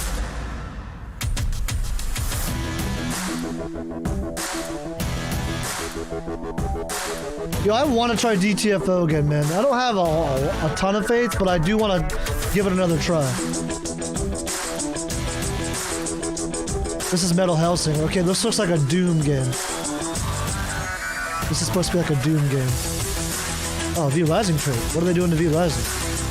I feel like V Rising is dead. I could be wrong, and I hope they're not dead, because I think it is a great game, but... Wow, speaking of dead games... Wait, what? The fuck was that?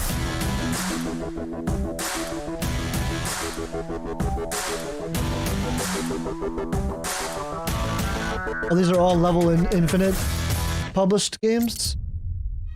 You've been selected from among thousands of candidates. Hey, Cutter. To join the Lynx family. You're from Earth, right? This is more than just a job. This Gamescom thing is like only like, it's like all the shit from like only a few publishers, it looks like. It's like Focus and what was that, something infinite? Level infinite. I've been seeing those two things I feel like on every trailer. It's an opportunity. You ever miss it? It's like most other publishers like kind of have their own shows now or whatever. Caution. Oh shit, oh shit. Lynx, making the world a better place. Oh look, another space game. A salvage sim? I've never done this, but I think this could be really cool. Work sim, I love it, those are even a thing. Special here. You don't have power here. You never will. There's like a space engineer game like this or something, right? That looks really cool. Expendable. I can hear them in the walls. Ain't a trade like it. Dancing between the ribs of a ship, gaze out at the rest of the human race, buzzing in the distance.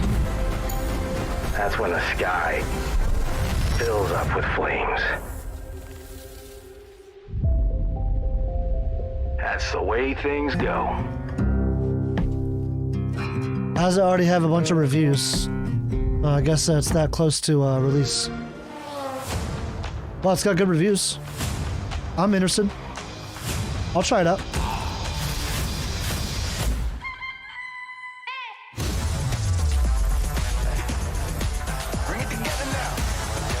What's that? That's cool.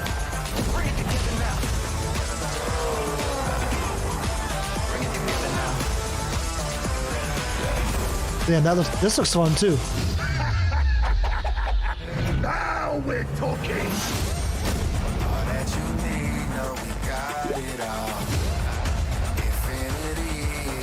Disney Dreamlight Valley. What is that?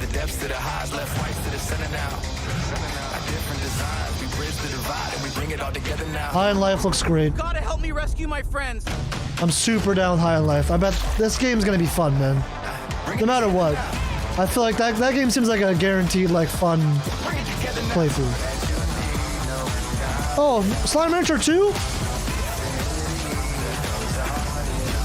I might be down with Slime Rancher 2. I feel like Slime Rancher 1 was great. Had some flaws, though.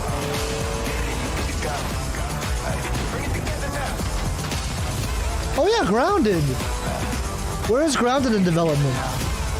I've been putting off playing that game because I want to wait until it's closer to release.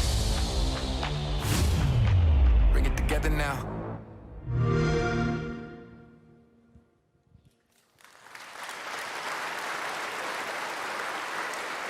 First announced back at the Game Awards, Telltale's next project is based on the Prime Video series The Expanse. Well, we showed you a little bit of the trailer. Wow, they're making an Expanse game? Now you're going to get a first glimpse at the gameplay with this. Is The Expanse like that big? Big enough to have a game published for it? I wonder who wanted this. Did The Expanse want to make new content in other mediums? Or did the studio want to make a licensed product and they liked Expanse or whatever and made a deal? You know, I wonder like whose idea was it first? The Expanse writers or the studio who's making the game? I did watch season 1 of The Expanse because it was highly recommended. It's supposed to be great. I only watched season 1. It wasn't bad. I didn't really fall in love with it. I do feel like maybe I should watch it again because I probably like, there's some complexity to it. I probably missed some stuff, but I didn't really find myself wanting to like keep watching it, to be honest. But I'm that way with like most shows, to be honest, nowadays. Like most shows don't really get my attention. So, but I mean, I've heard plenty of people say The Expanse is great though. Like really good. Drummer, his suit is punctured and losing pressure. You need to release the vault attachment now or he could die. Hold still. We'll see what we can do.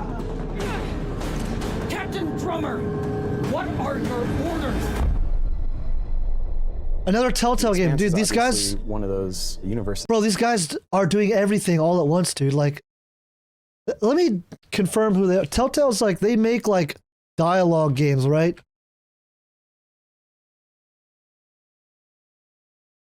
Wait, where did I say LucasArts? Founded by former LucasArts developers, yeah. That makes no fucking sense. Following LucasArts' decision to leave the adventure game genre.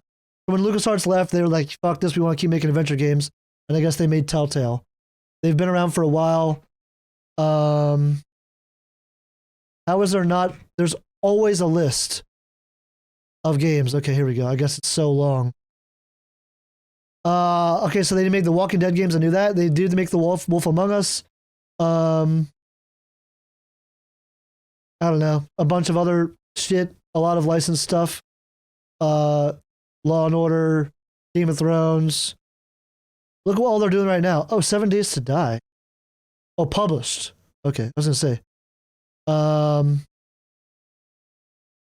Here's what's upcoming. Wolf Among Us 2. What? Okay, The Expanse. We've heard Telltale a few times earlier today. What was it for? I don't remember. Perhaps for the new Batman? I don't know. These are all canceled. Okay. Yeah, these guys are busy. I feel like they make shit. That has a ton of opportunities to tell great stories. One of the things I'm super excited about is the zero-G stuff that we've been doing. A big part of when we're making the game, not only are we thinking about the characters, we also have to think about how can we evolve the genre in any way that will make players a little bit unrealistic, that zero-G movement, but feel like they're engaging in something rather than just being a passive audience. Not everything has to be realistic. You'll figure something out. But you can't just turn your body. It's actually been a really interesting In thing zero-G, as an you know? actor to explore some of her more vulnerable sides that by the time we meet her in the series, they've been cauterized. Because this score drummer So like a prequel or something, I guess? is the greatest score any scavenger has ever come across. You'll need me if you want any chance of unloading it. I should play more Telltale games, dude.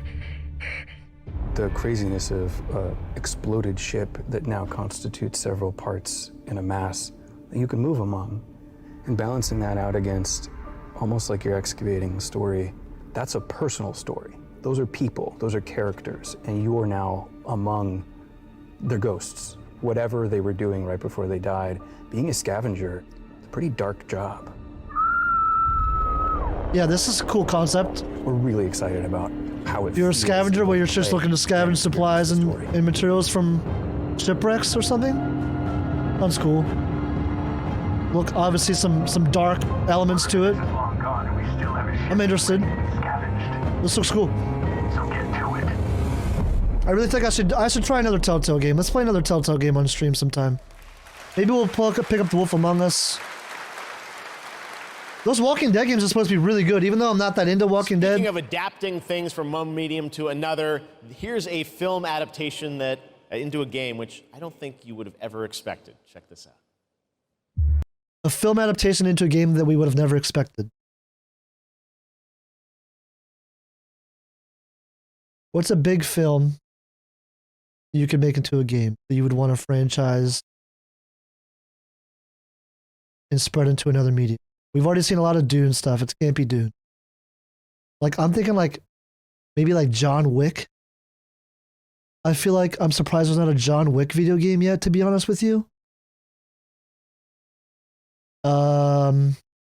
Anything else I can think of? Not really. I'm gonna go with John Wick. That's my guess. Well, they said you wouldn't expect it to be adapted, and I would totally expect that to be adapted. Alright, so it's not John Wick. Summer Slasher Camp. Okay, it's a slasher movie.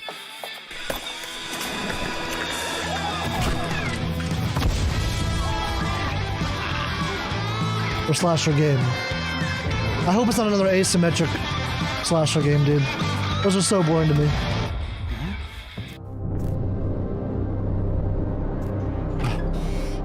Yep, it is. Asymmetric PvP game.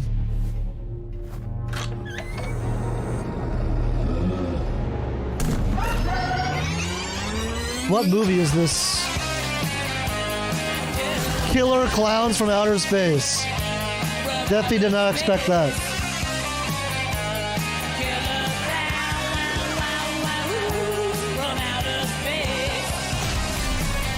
Well, maybe it's not an asymmetric game, though.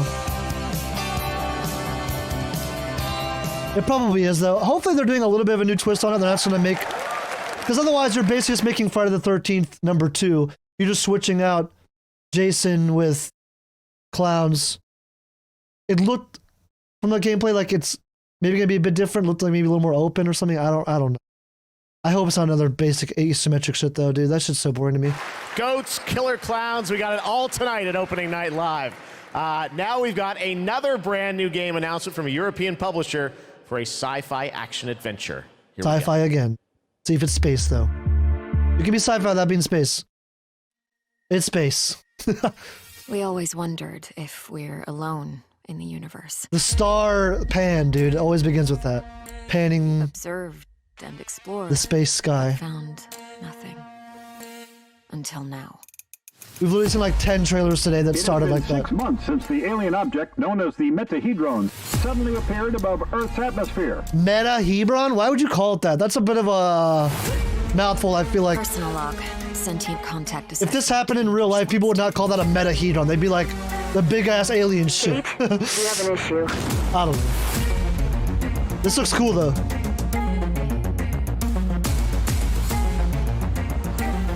What happened? Power supply failing. Sensors offline. I'm switching to backup generators. Animations are a little under par, I would say. But talking animations aren't that important. Whoa. So not a space game. Maybe. That's kind of cool. I mean, conceptually it's cool. A lot of questions. But looks cool. I like the concept, the story, the premise seemed cool. Now we're going to talk Reminds about me of like Gamescom District Goes 11. Green, which is an initiative Or no, sorry, that has District made 9. I don't know why I said Gamescom 11. the first climate-friendly gaming event in the world. The core event and this show, Opening Night Live, I'm happy to say, are 100% climate neutral for the first time, and that's something we all should be What does very that even proud of. mean? How are you climate neutral? You guys are part of that too. Now, as part of this initiative, Gamescom, along with the United Nations Environmental Program Initiative Playing for the Planet, are going to give out the first ever Gamescom Goes Green Award to the best sustainability concept from an exhibitor here at Gamescom. And the nominees are Microsoft, Xbox, Yuki, and the Indie Arena booth. And to find out the winner, let's turn it over to Melly. I like this. This is really cool. I want to know like how this is green. Cause like, I mean, the only thing I can think of is like obviously doing like solar, like clean power and stuff. But yeah, I don't know, it's hard to imagine how this whole thing could be economically like neutral. But fuck it. I guess I'll take their word for it. Thank you, Jeff. And yes, the winner of this year's Gamescom Goes Green Award is Yuki. And here to accept the award is Dr. Joe Twist, CEO of Yuki. Congratulations. Thank you so much. Thank you, Gamescom, for this wonderful award. It's brilliant to be recognized. Thank you to the Yuki team who works so hard every day. Dr. To be Joe greener. Twist and thank Obi? you to the UN's Playing for the Planet Alliance for inspiring us to change. You know, There was no quotations around that middle name, Twist. Is that her real name? Or was that like her gamer tag? so fantastic to see these amazing game worlds that we're going to play in over the next year. But you know, we only have one planet to live on.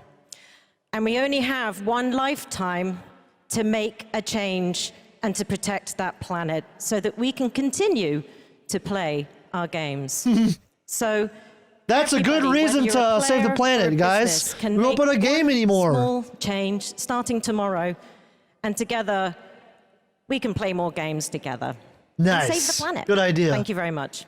Thank you, Joe. Only and so that I can keep congratulations gaming, once though. again to Yuki. And remember, it is not only the organizers or exhibitors that can go green. All of you can also make a change by donating to the Gamescom Forest. So plant your Gamescom tree today. Jeff, back to you. Awesome. Thank you very much, Melly. Congratulations to Yuki. Now it's time to announce a brand new game from a new studio of industry veterans working on an ambitious new RPG. I love that. Piece. Love that. New game, new studio, but full of veterans. Full of veterans with a chip on their shoulder, tired of being bossed around by corporate CEOs. Ooh, that's a big list. Oh, that's a good list. That's a fucking list right there, dude. Something Wicked Games. I have not heard about this. Is this a world premiere? In the crux of reality, there exists two lies. One before the shadow. Whoa. And one behind the eye. That was not an eclipse. Whoa.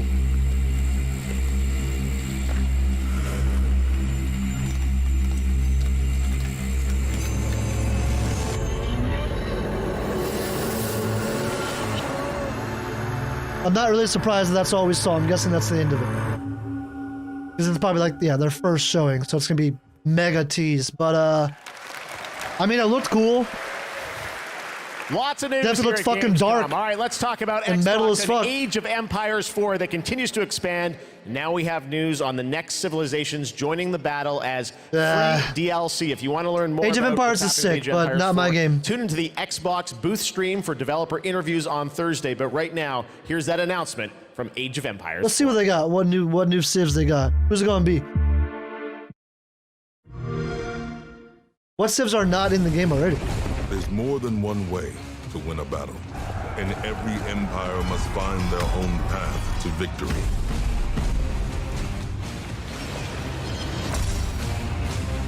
This is fucking smoke on the water.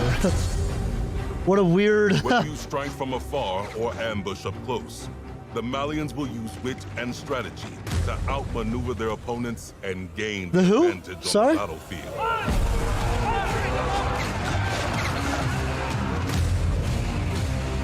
Oh, the Ottomans. Oh, the Ottomans weren't in the game? They were in one of the older games, though, right? The Ottomans can keep the pressure on to bring down their enemies' defenses. This would be pretty pog if I was a Age of Empires player, but I'm just not. I suck at this game. This game is fun for me to play, like, PvE, you know, like, versus AI, and do, like, campaign, but when the drums of war beat, I'm too smooth-brained to compete in PvP. History is in the making, and your place in it has just begun.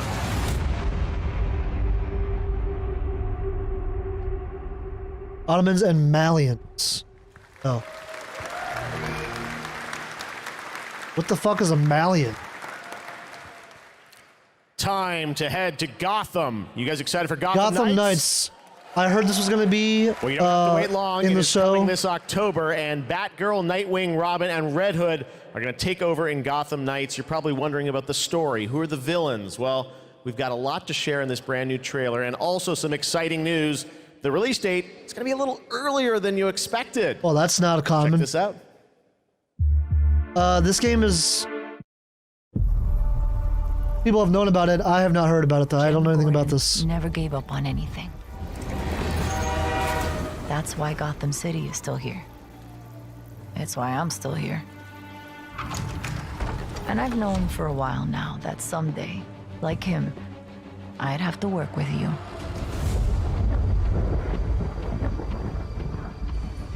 I've seen plenty of criminals in my career, but... What the fuck? Could have prepared me for this.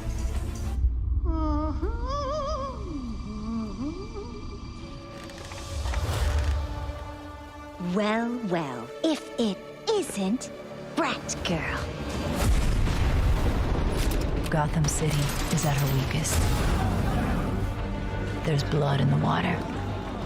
And the sharks are circling. Cool. They're all making their move. This looks fucking badass, bro. But we aren't going to give up. The character design's really cool. These level designs are cool. Can stop it.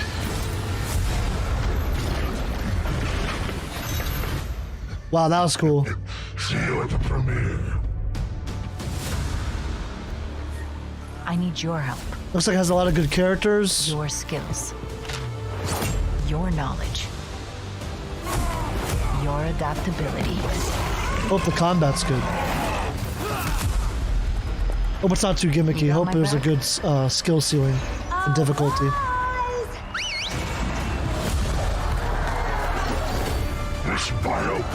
Yet simple. I don't really like games that have like a massive move list. The world will feel the cold as I do. I feel like it's kind of like a One last little surprise gimmicky way of for making you. interesting combat, you know? Come to watch the show, Red Hood. What's his name? Red Hood? I'm just here to kick I your don't know who that is.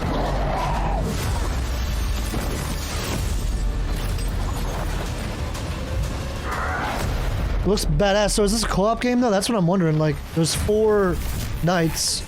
It better be multiplayer. Pretty good trailer. Maybe it'll be October like the Guardians 21st game, though. now For Gotham Knights. All right. Single now it's player, time but to you control the announce party. A brand new game from a new studio. The global announcement Another of the new game from a new ambitious studio. adventure game developed by Everstone Games. It's called Where Winds Meet. And it's an interactive open-world RPG featuring action, adventure, and martial arts set in a turbulent time in the Northern Song Dynasty. The combat looks really cool. Check out this announcement of Where Winds Meet. You said open world RPG. Okay.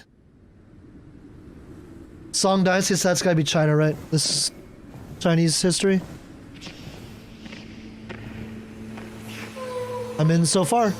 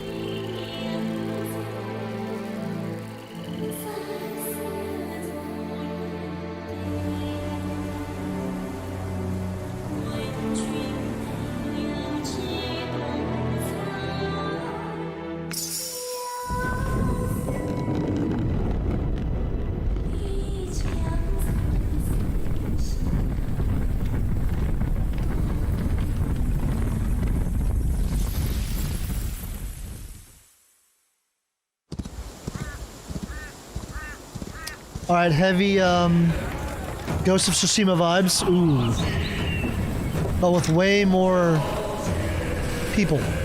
Looks like towns that actually are inhabited by people, not just samurai.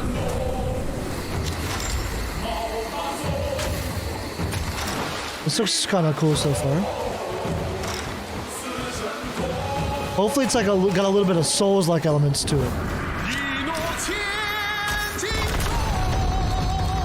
Definitely pretty heavy on the action. Like,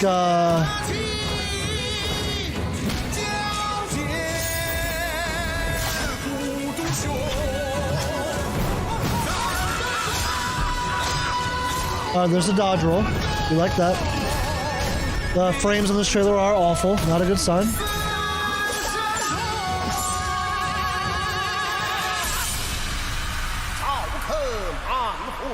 It looks kind of cool.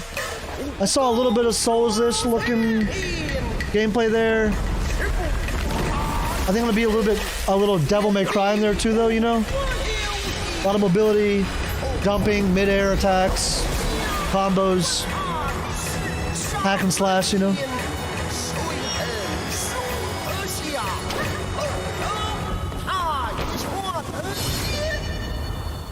All right, it could be cool.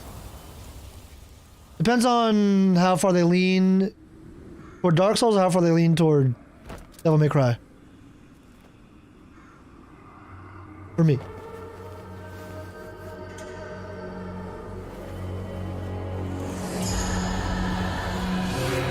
Or Sekiro. Who knows? They could put in like a deflecting, blocking kind of thing. You know, I like that shit. This is fucking badass. Holy shit.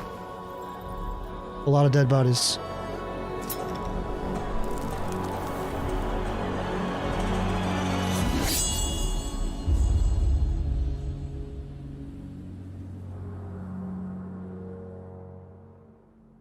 All right. Where winds meet. Again, so much new IP tonight. It's really cool. All right. Back when we started ONL in 2019, a very special guest joined me here in person to close the show. And this year, when I told him that we were going to be back here live in person, he said, well, I got to take part in some way. So please say hello to my good friend, Hideo Kojima. Mr. Kojima? Thank you, Jeff. Yo! Gamescom の皆さん。 My boy! こんにちは。 What you up to? 小島秀夫です。僕は今ですね、ゲームの制作、ゲームの新作に取り組んでおりますが、 How old is this guy now, dude? 今回は別のニュースのお知らせとなります。 Spotify behind him. この度9月から、僕のポッドキャスト番組を Spotify でなんと独占配信すること My になりま podcast した。 program, will it be translated? それでですね、英語版と日本語版を、それぞれ同時通訳を交えて制作するというですね、新しい試みです。全世界のリスナーに向けてお届けをしたいと思います。またですね、ジェフ・キーリによるエンタメ業界ニュースのコーナーもレギュラー化の決定です。第1回の配信は9月8日を予定しております。各分野を代表するですね、超スペシャルゲストも登壇予定です。So Kojima's starting a ぜひリンクを podcast. チェックして楽しみに待っていてく Wow, ださい。 not something I would have 小島 guessed. 秀夫でした。ありがとうございます。 That's cool. Cool. Last year at Opening Night Live, we announced Park Beyond from Limbic Entertainment and Bandai Namco. And this year, they've got an awesome booth experience for those of you here in person. And for those of you at home, we've got a brand new trailer that shows you more of this incredible amusement park simulation game. What game?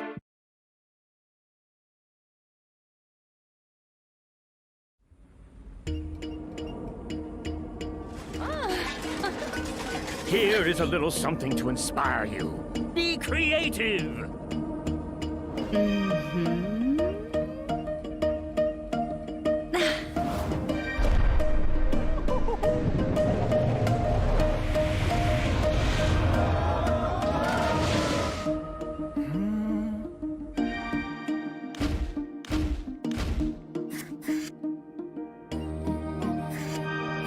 That's kind of nice. It looks like their tools for building a coaster look a little bit more streamlined than what I'm used to.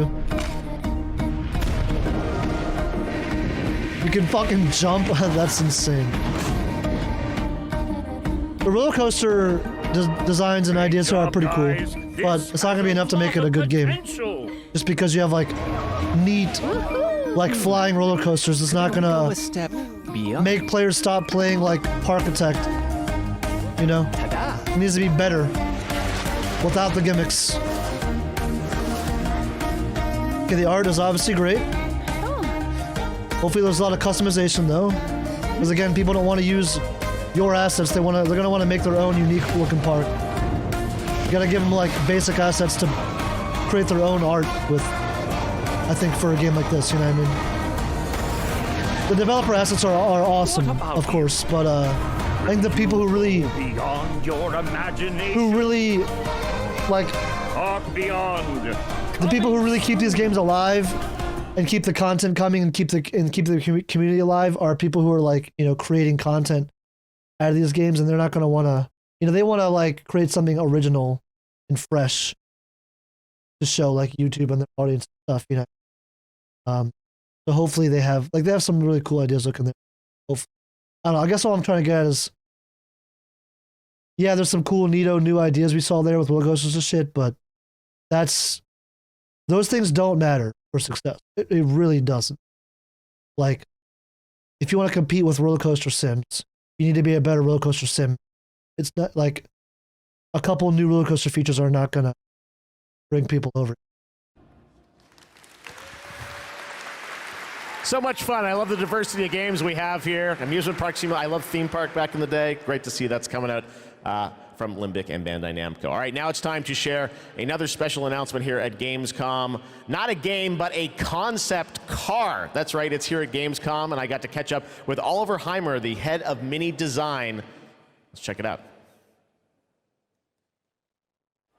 All right, I'm over here at the mini booth with Oliver. This is the mini concept Aceman reveal. This looks so cool. It's electric. Well, let's take a look and learn more in this trailer. A trailer for a car at a game expo. Yeah. It looks cool. Yo, what the fuck? Whoa, that actually looks, that's pretty cool. Whoa! Yo, what the fuck? Okay, so it's a mini. This looks so cool. It's an electric mini. You, Oliver, first Yo, of all, that dash was fucking cool, dude. When I saw the circle monitor in the middle, I was like, that's a bit weird. Like, where's your fucking pedometer gonna go, all that? But like, that dash, I don't know if it was a projector lighting it up or if it lights up itself, but that was fucking cool. I want to ask you about this partnership, a car with gaming features and Pokemon. How did this come together? Yeah, that's a wild First idea. of all, let's talk about Gamescom. You know, Gamescom is one of the core events of fandom pop culture. And as we ourselves are a part of that pop culture, we don't want to miss out such a great event. Ooh, this guy's a mini guy? International, and we have a lot in common. We're both iconic brands. And Mini is more than a car. It's a character. You partner to explore the world. And the world of Pokemon is full of unique characters with special powers. So we share a love for distinctive design and strong values.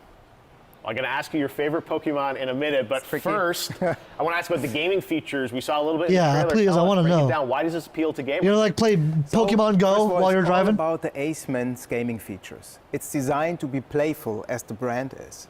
The Pokemon mode welcomes you inside of the car, and then you can connect your gaming console to your Mini. And all you notice is a lot of details referencing Pikachu in particular. Yeah. The Aceman is fully electric, just like Pikachu is an electric type. So they're a perfect match. Is there an overarching motto to this partnership? I need more info. Indeed, there it is. I don't get it. We asked ourselves the question, what is if a car could connect it with your gaming console, just like it does with your smartphone? So we are promoting a playful mindset, just like our brand and Pokemon. So our Gamescom claim is play on, never stop playing. Well, speaking of never stop playing, will we see you next year at Gamescom as well? Yeah, we plan to stay in the game and play on for sure, like we always have from the get-go.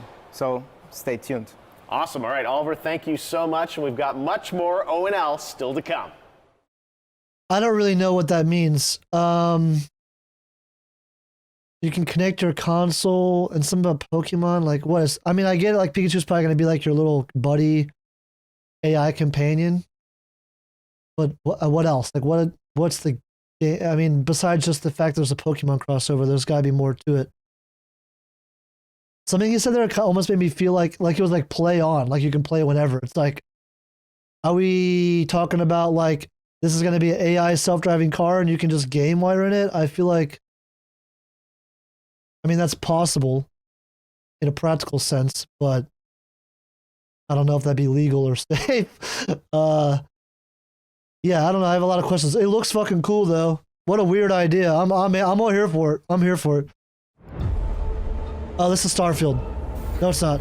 I don't know why. That color scheme. This is the third time we're seeing Darktide today. First-person co-op game set in the grim dark future of Warhammer 40,000. Oh yeah. Oh yeah. Tertium, a sprawling hive city on the brink of destruction. You are a reject, a convict freed to serve the Inquisition in this darkest of hours. Ah, I was gonna say I knew you were Inquisition. I don't know a lot about Warhammer 40k lore for anyone watching, but you do play as an Inquisitor. I guess you're a reject though, and you're just giving a second chance if you fight for the Inquisitor.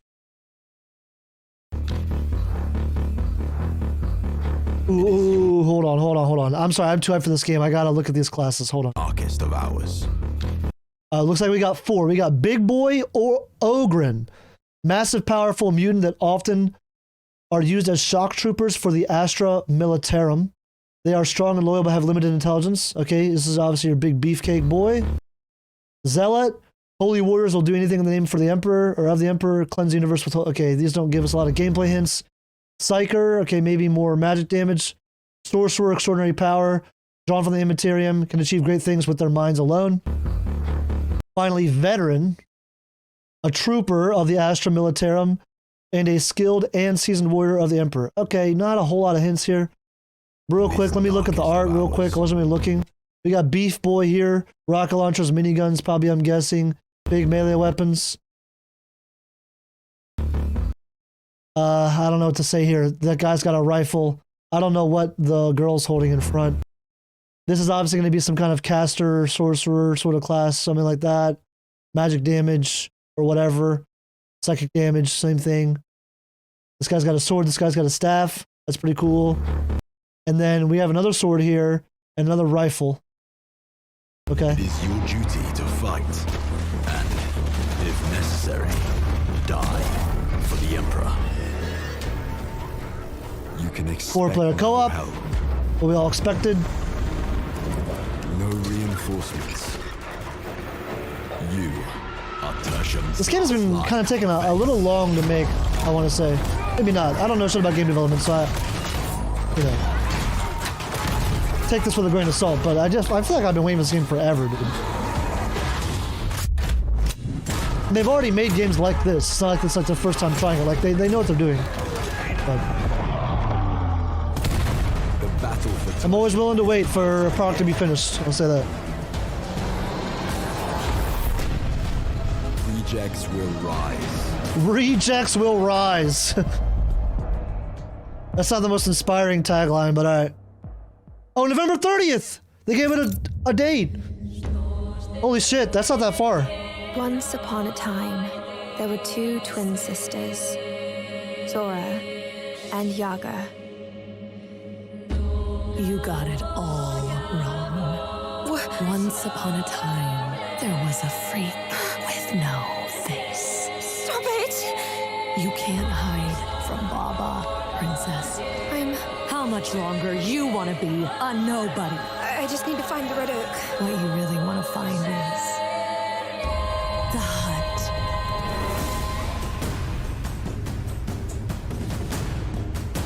What the hell is wrong with this forest?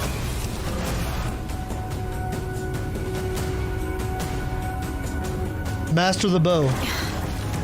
Not bad. A bow and witchcraft game. You kill it again.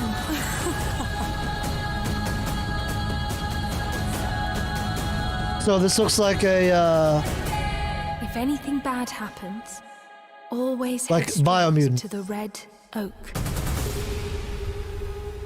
Looks a lot like Biomutant to me. Same idea. Open world.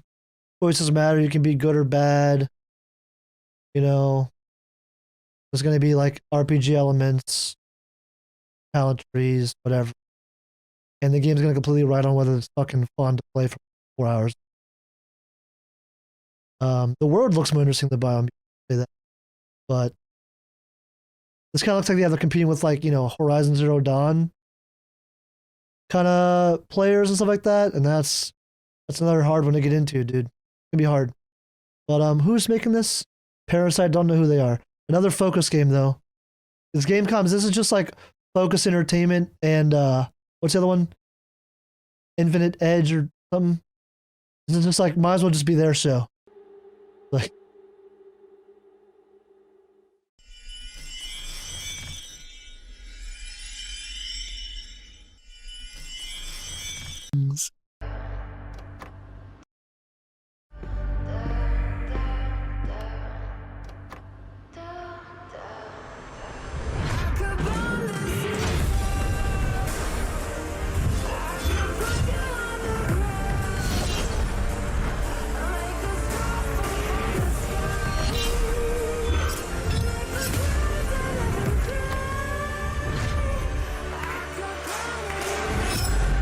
I'm not sure how much I like hack and slashes anymore. I don't know if that's exactly what that is, but I feel like Dark Souls like ruined hack and slash for me. Like I prefer like a slower paced, I guess, melee combat now, and not so much like, yeah, fucking shred everything. I don't know if that's what Phantom Hellcat is, but it kind of it gave me those vibes a little bit.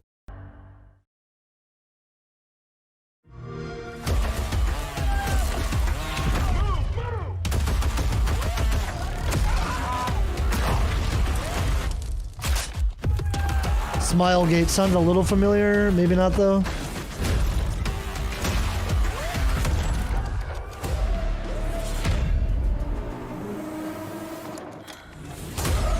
I don't recognize this game at all. What is it? This is already out? What the fuck is this?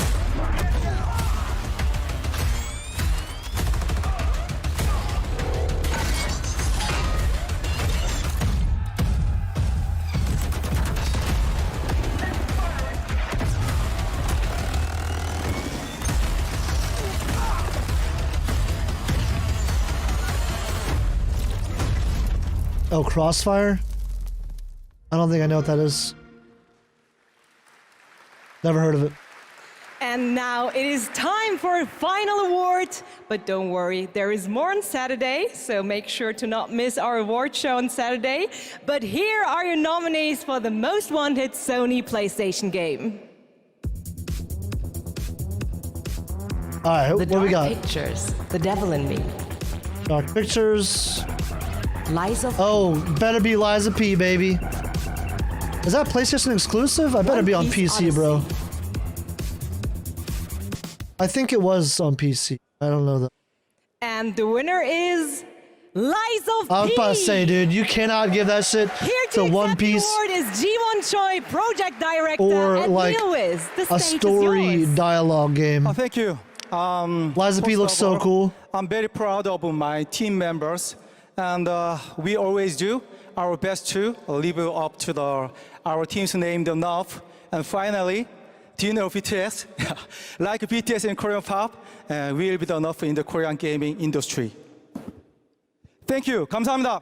Thank you. I didn't hear half that except for the Andy said something Korean game industry, I think. Congratulations once again to Lies of P. Hey, he's Thank wrestling. you Look so at them much. shoes. I saw them. That's it from me for tonight. But before I say goodbye, I want to bring your attention to a more serious matter. The past 5 months of war have been devastating for the Ukrainian families, and UNICEF and partners This is very necessary. are supporting those in need. And of course, funds are needed. So please consider donating at unicef.org if it's possible. And yes, we have to take care of each other. Gamescom also supports the development of Antura, the language learning game for Ukrainian children. Antura is based on an app which was made for Syrian war refugees to learn the local language. And, wow. I mean, in times like this, it is more important than ever to take care of each other. And what? I Yeah, I want to learn about in this. mind, not only for Gamescom this What was it week, called? but way after. Thank you so much. That's it from me. And What was it? Yeah, I have a friend who's big into like humanitarian help and languages and stuff. I feel like he would love. Language. He needs to know about this. Which was made for learning game for Ukrainian children. Antura is based on an app. Antura. I can't quite catch what she's saying, but We got a few more games to That's go. cool. Now, I fuck with one of that, the great yeah. things about Gamescom is we love to profile games made in Germany. And this next game was made by 4 students in Berlin. It was a big success on Steam, and now it's coming to a new platform, and we've got the announcement right now. I don't think I know what this is. 4 students on. Oh, yeah. I think this is on my wish list. I don't remember what it's called, but it looks fun.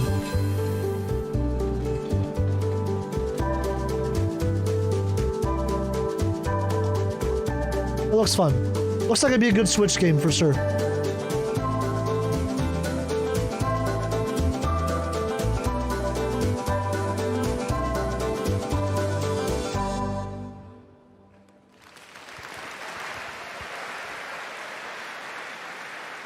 Cute, beautiful. Now we're going to get dark.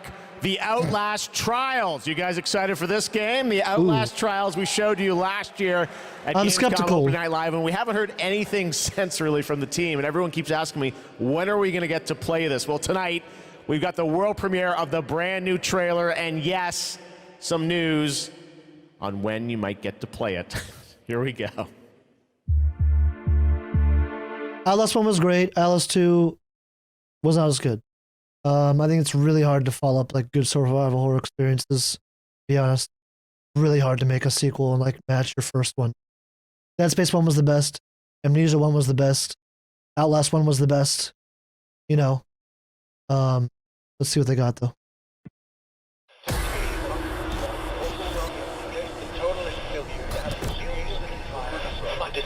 Of existence.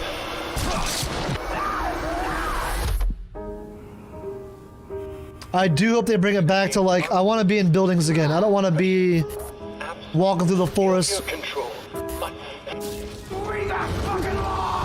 I find prisons and hospitals and shit to be much scarier. And you feel way more trapped. You know? If you're in a big, scary, dark building, rather than being out in the wilderness. Upon identity.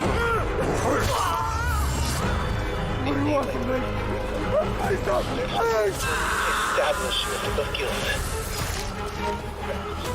Look at that pretty face. I wonder if Frictional Games is working on another game right now. The last thing they made was Amnesia 2. Which I didn't like that much, but Amnesia 1 was great, Soma was great. A subjugation of perception. Guard. Chemical encouragement. Doctrine over person. Alright, looks cool. Own good. Really hard to tell through a trailer, like, if a game like this will be good or not, you know? It's really, really hard. And this is like a gameplay trailer, or at least shows a lot of gameplay.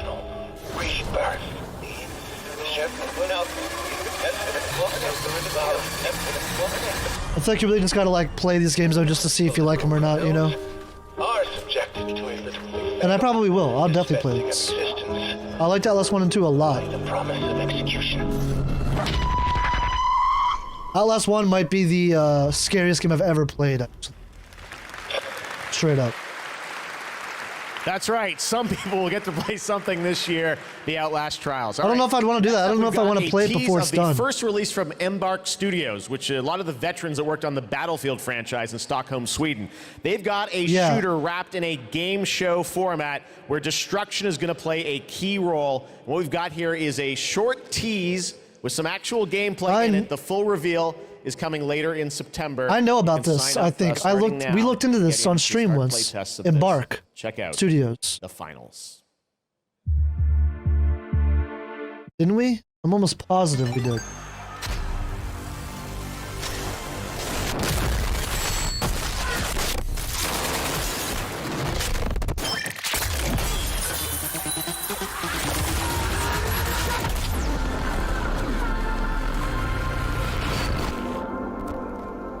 Can you reach the finals? Battlefield devs, so it's gonna be a shooter. Maybe Battle Royale. Maybe all right. New take on Battle Royale. One more game for you tonight at Gamescom opening night live, and this is one we've all been waiting a long time for. Here we go. One more game. They saved it for the end. We've all been waiting a long time for this. It's not going to be from a massive publisher, I don't think, because this is haven't been seeing any like, you know, Sony, Microsoft games or whatever. Like I was going to say like maybe Final Fantasy VII Remake 2. But no. There's not going to be any Squaresoft games here. Or Square Enix. I don't know. I don't know, man. Let's see. I have no guesses.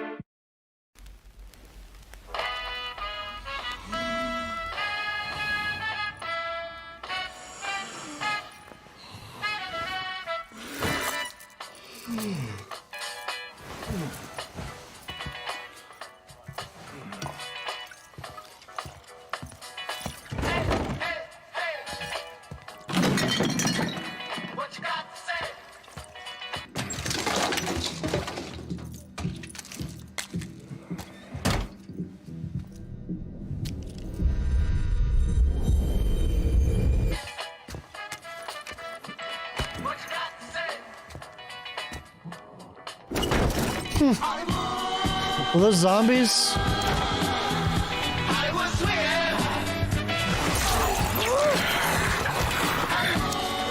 it's Dead Island, isn't it? Are they making another Dead Island game? Maybe? This seems like Dead Island, you know, Dead Island-like, a bit goofy and all that. It's not gonna be Dying Light. We already saw a trailer for that, like the expansion or whatever.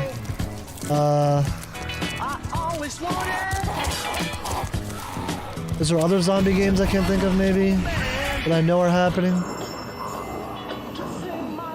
I mean, there is that one, like, it's called like Day One, or I don't think it's that. That game has a much more serious tone to it. This looks a little bit goofier.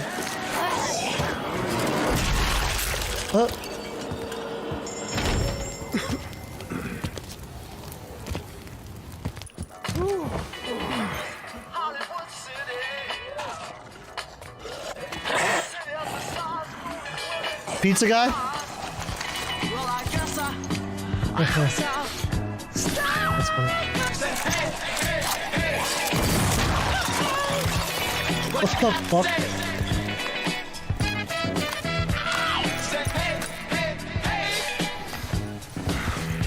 Gotta go get some batteries.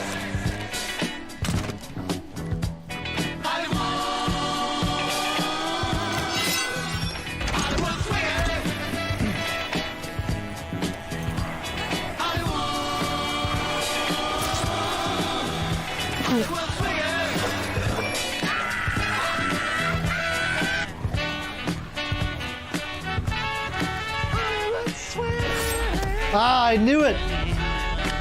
I knew it. Never played the first one, but I think I had heard that they were making another one, so... That looked better than the first one. It looked like it was a bigger scope. I think the last one didn't look that interesting to me because it just seemed like, you know, it was like, oh, Tropical Island just seemed to like a bit shallow content-wise, I guess, which I think sort of was the rhetoric around that game. It was fun and good, you know, but like I think it was a bit maybe shallow gameplay wise, or like at least what it had to offer. You saw a massive city in the background there, and a guy who clearly like lived in a house. It'd be cool if they went for like I don't know if it'd be server based, maybe even like MMO ish. But like if there's like a lot of players on the same server or island or whatever at a time, and you can even like own a home and you go out and do errands and shit like you would in a zombie apocalypse, I guess. Live with your homies and go do shit with them. Island 2 coming next February. Cool. Joining me now to tell us about this long-awaited game is Khan. Khan, great to have you with us. First of all, let's explain a little context to that trailer we saw. Little Who is that character that we meet? Thank you, Jeff. It's great to be here. So you just met Jacob, and he is just one of our 6 playable characters. Our zombie slayers have larger-than-life personalities and unique dialogue, which fits in with a very pulpy and irreverent tone, as you could tell. I see the tagline there, see you in Hell A, so it looks like we're heading to Los Angeles in this game? Well, our pulpy that tone is kind of a love letter to classic cult Hollywood horror B-movies, so where better to set it than in Los Angeles, sort of a modern paradise gone to hell. Yeah. Oh yeah, it looks cool. It's obviously over People the top. love LA all over the world. I know you're working on the People know what it narrative looks for like. Everyone's played GTA 5 a lot, you know. Long awaited for many, many years. You guys have been working on it for a few? Yeah, I'm sure some fans would agree with you. It has been long awaited. Yeah, it's been a long fucking Deep Silver time. Dam Buster Studios started work on it about 4 years ago. Only 4 years really ago. Lucky. I just wonder what, like, and we could probably look it up. They probably dropped other games, but I wonder, like, what the hell are they doing between Dead Island 1 and this, if they only started 4 years ago? Well, they probably dropped another game, I'm guessing, that I don't know. That's my guess, but sometimes I feel like there is massive gaps in releases, and they weren't necessarily working on a sequel or whatever, their new game the whole time. And like, what's going on in the studio? But I must be wrong. Like, studios are doing something at all times. They must. To build it from the ground up, we got to focus on what we love about the franchise, the over-the-topness, and we think we've got a really great action RPG out of that.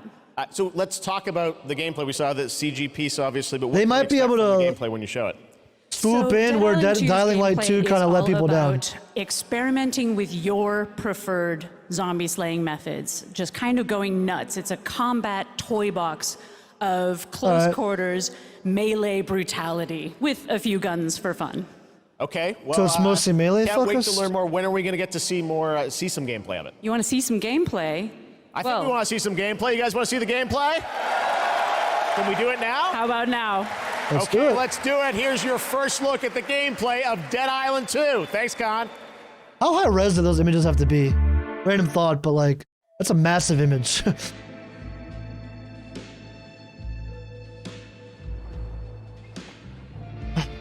Let's see some gameplay and immediately cinematic trailer. Come on.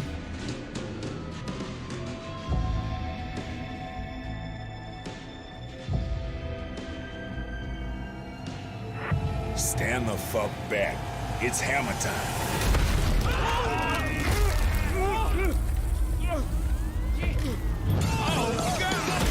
This way for the happy end. But he's still trying to hit his cigarette. I love that. The animation definitely looks fucking sick. It looks satisfying to kill a zombie in this game, dude. Sounds like you're the star of the show now. Blood going everywhere and shit, guts, limbs and chunks falling off.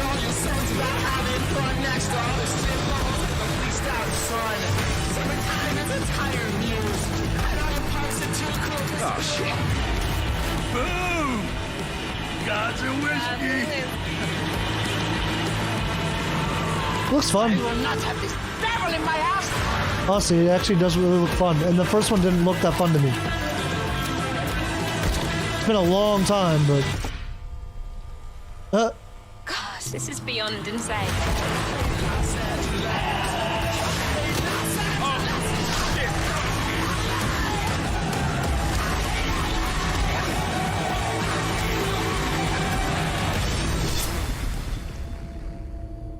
Looks dope, man.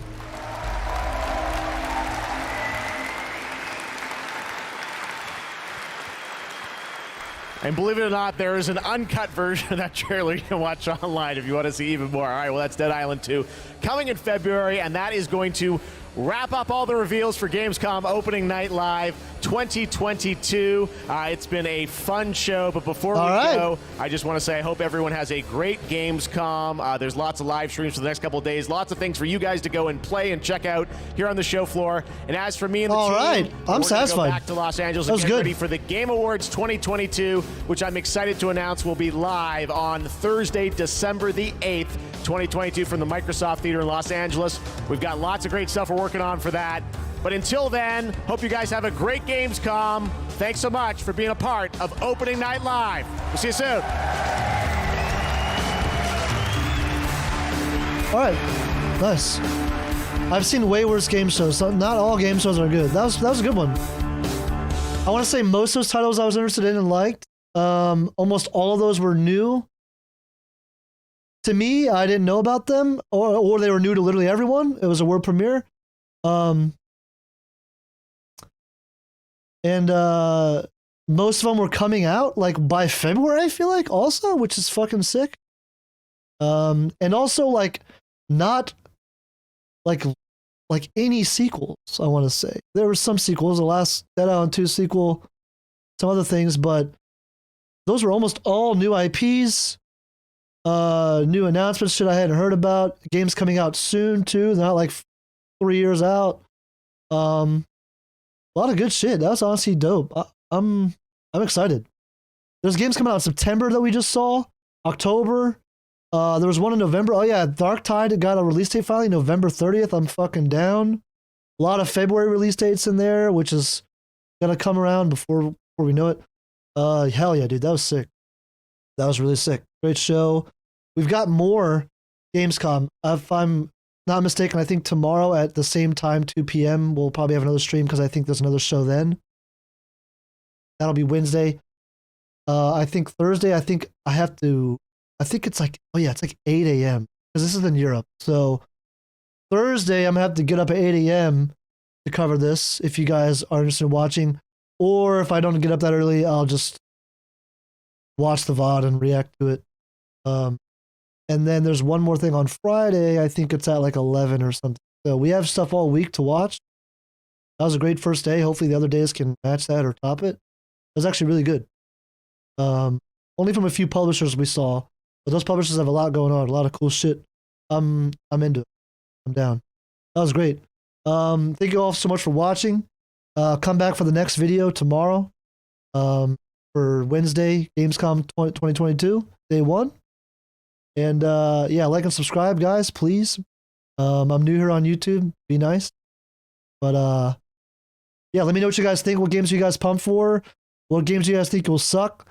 Yeah, let me know what y'all think in the comments. Until next time, I'll see y'all later, yo. Peace. Have a good one, y'all.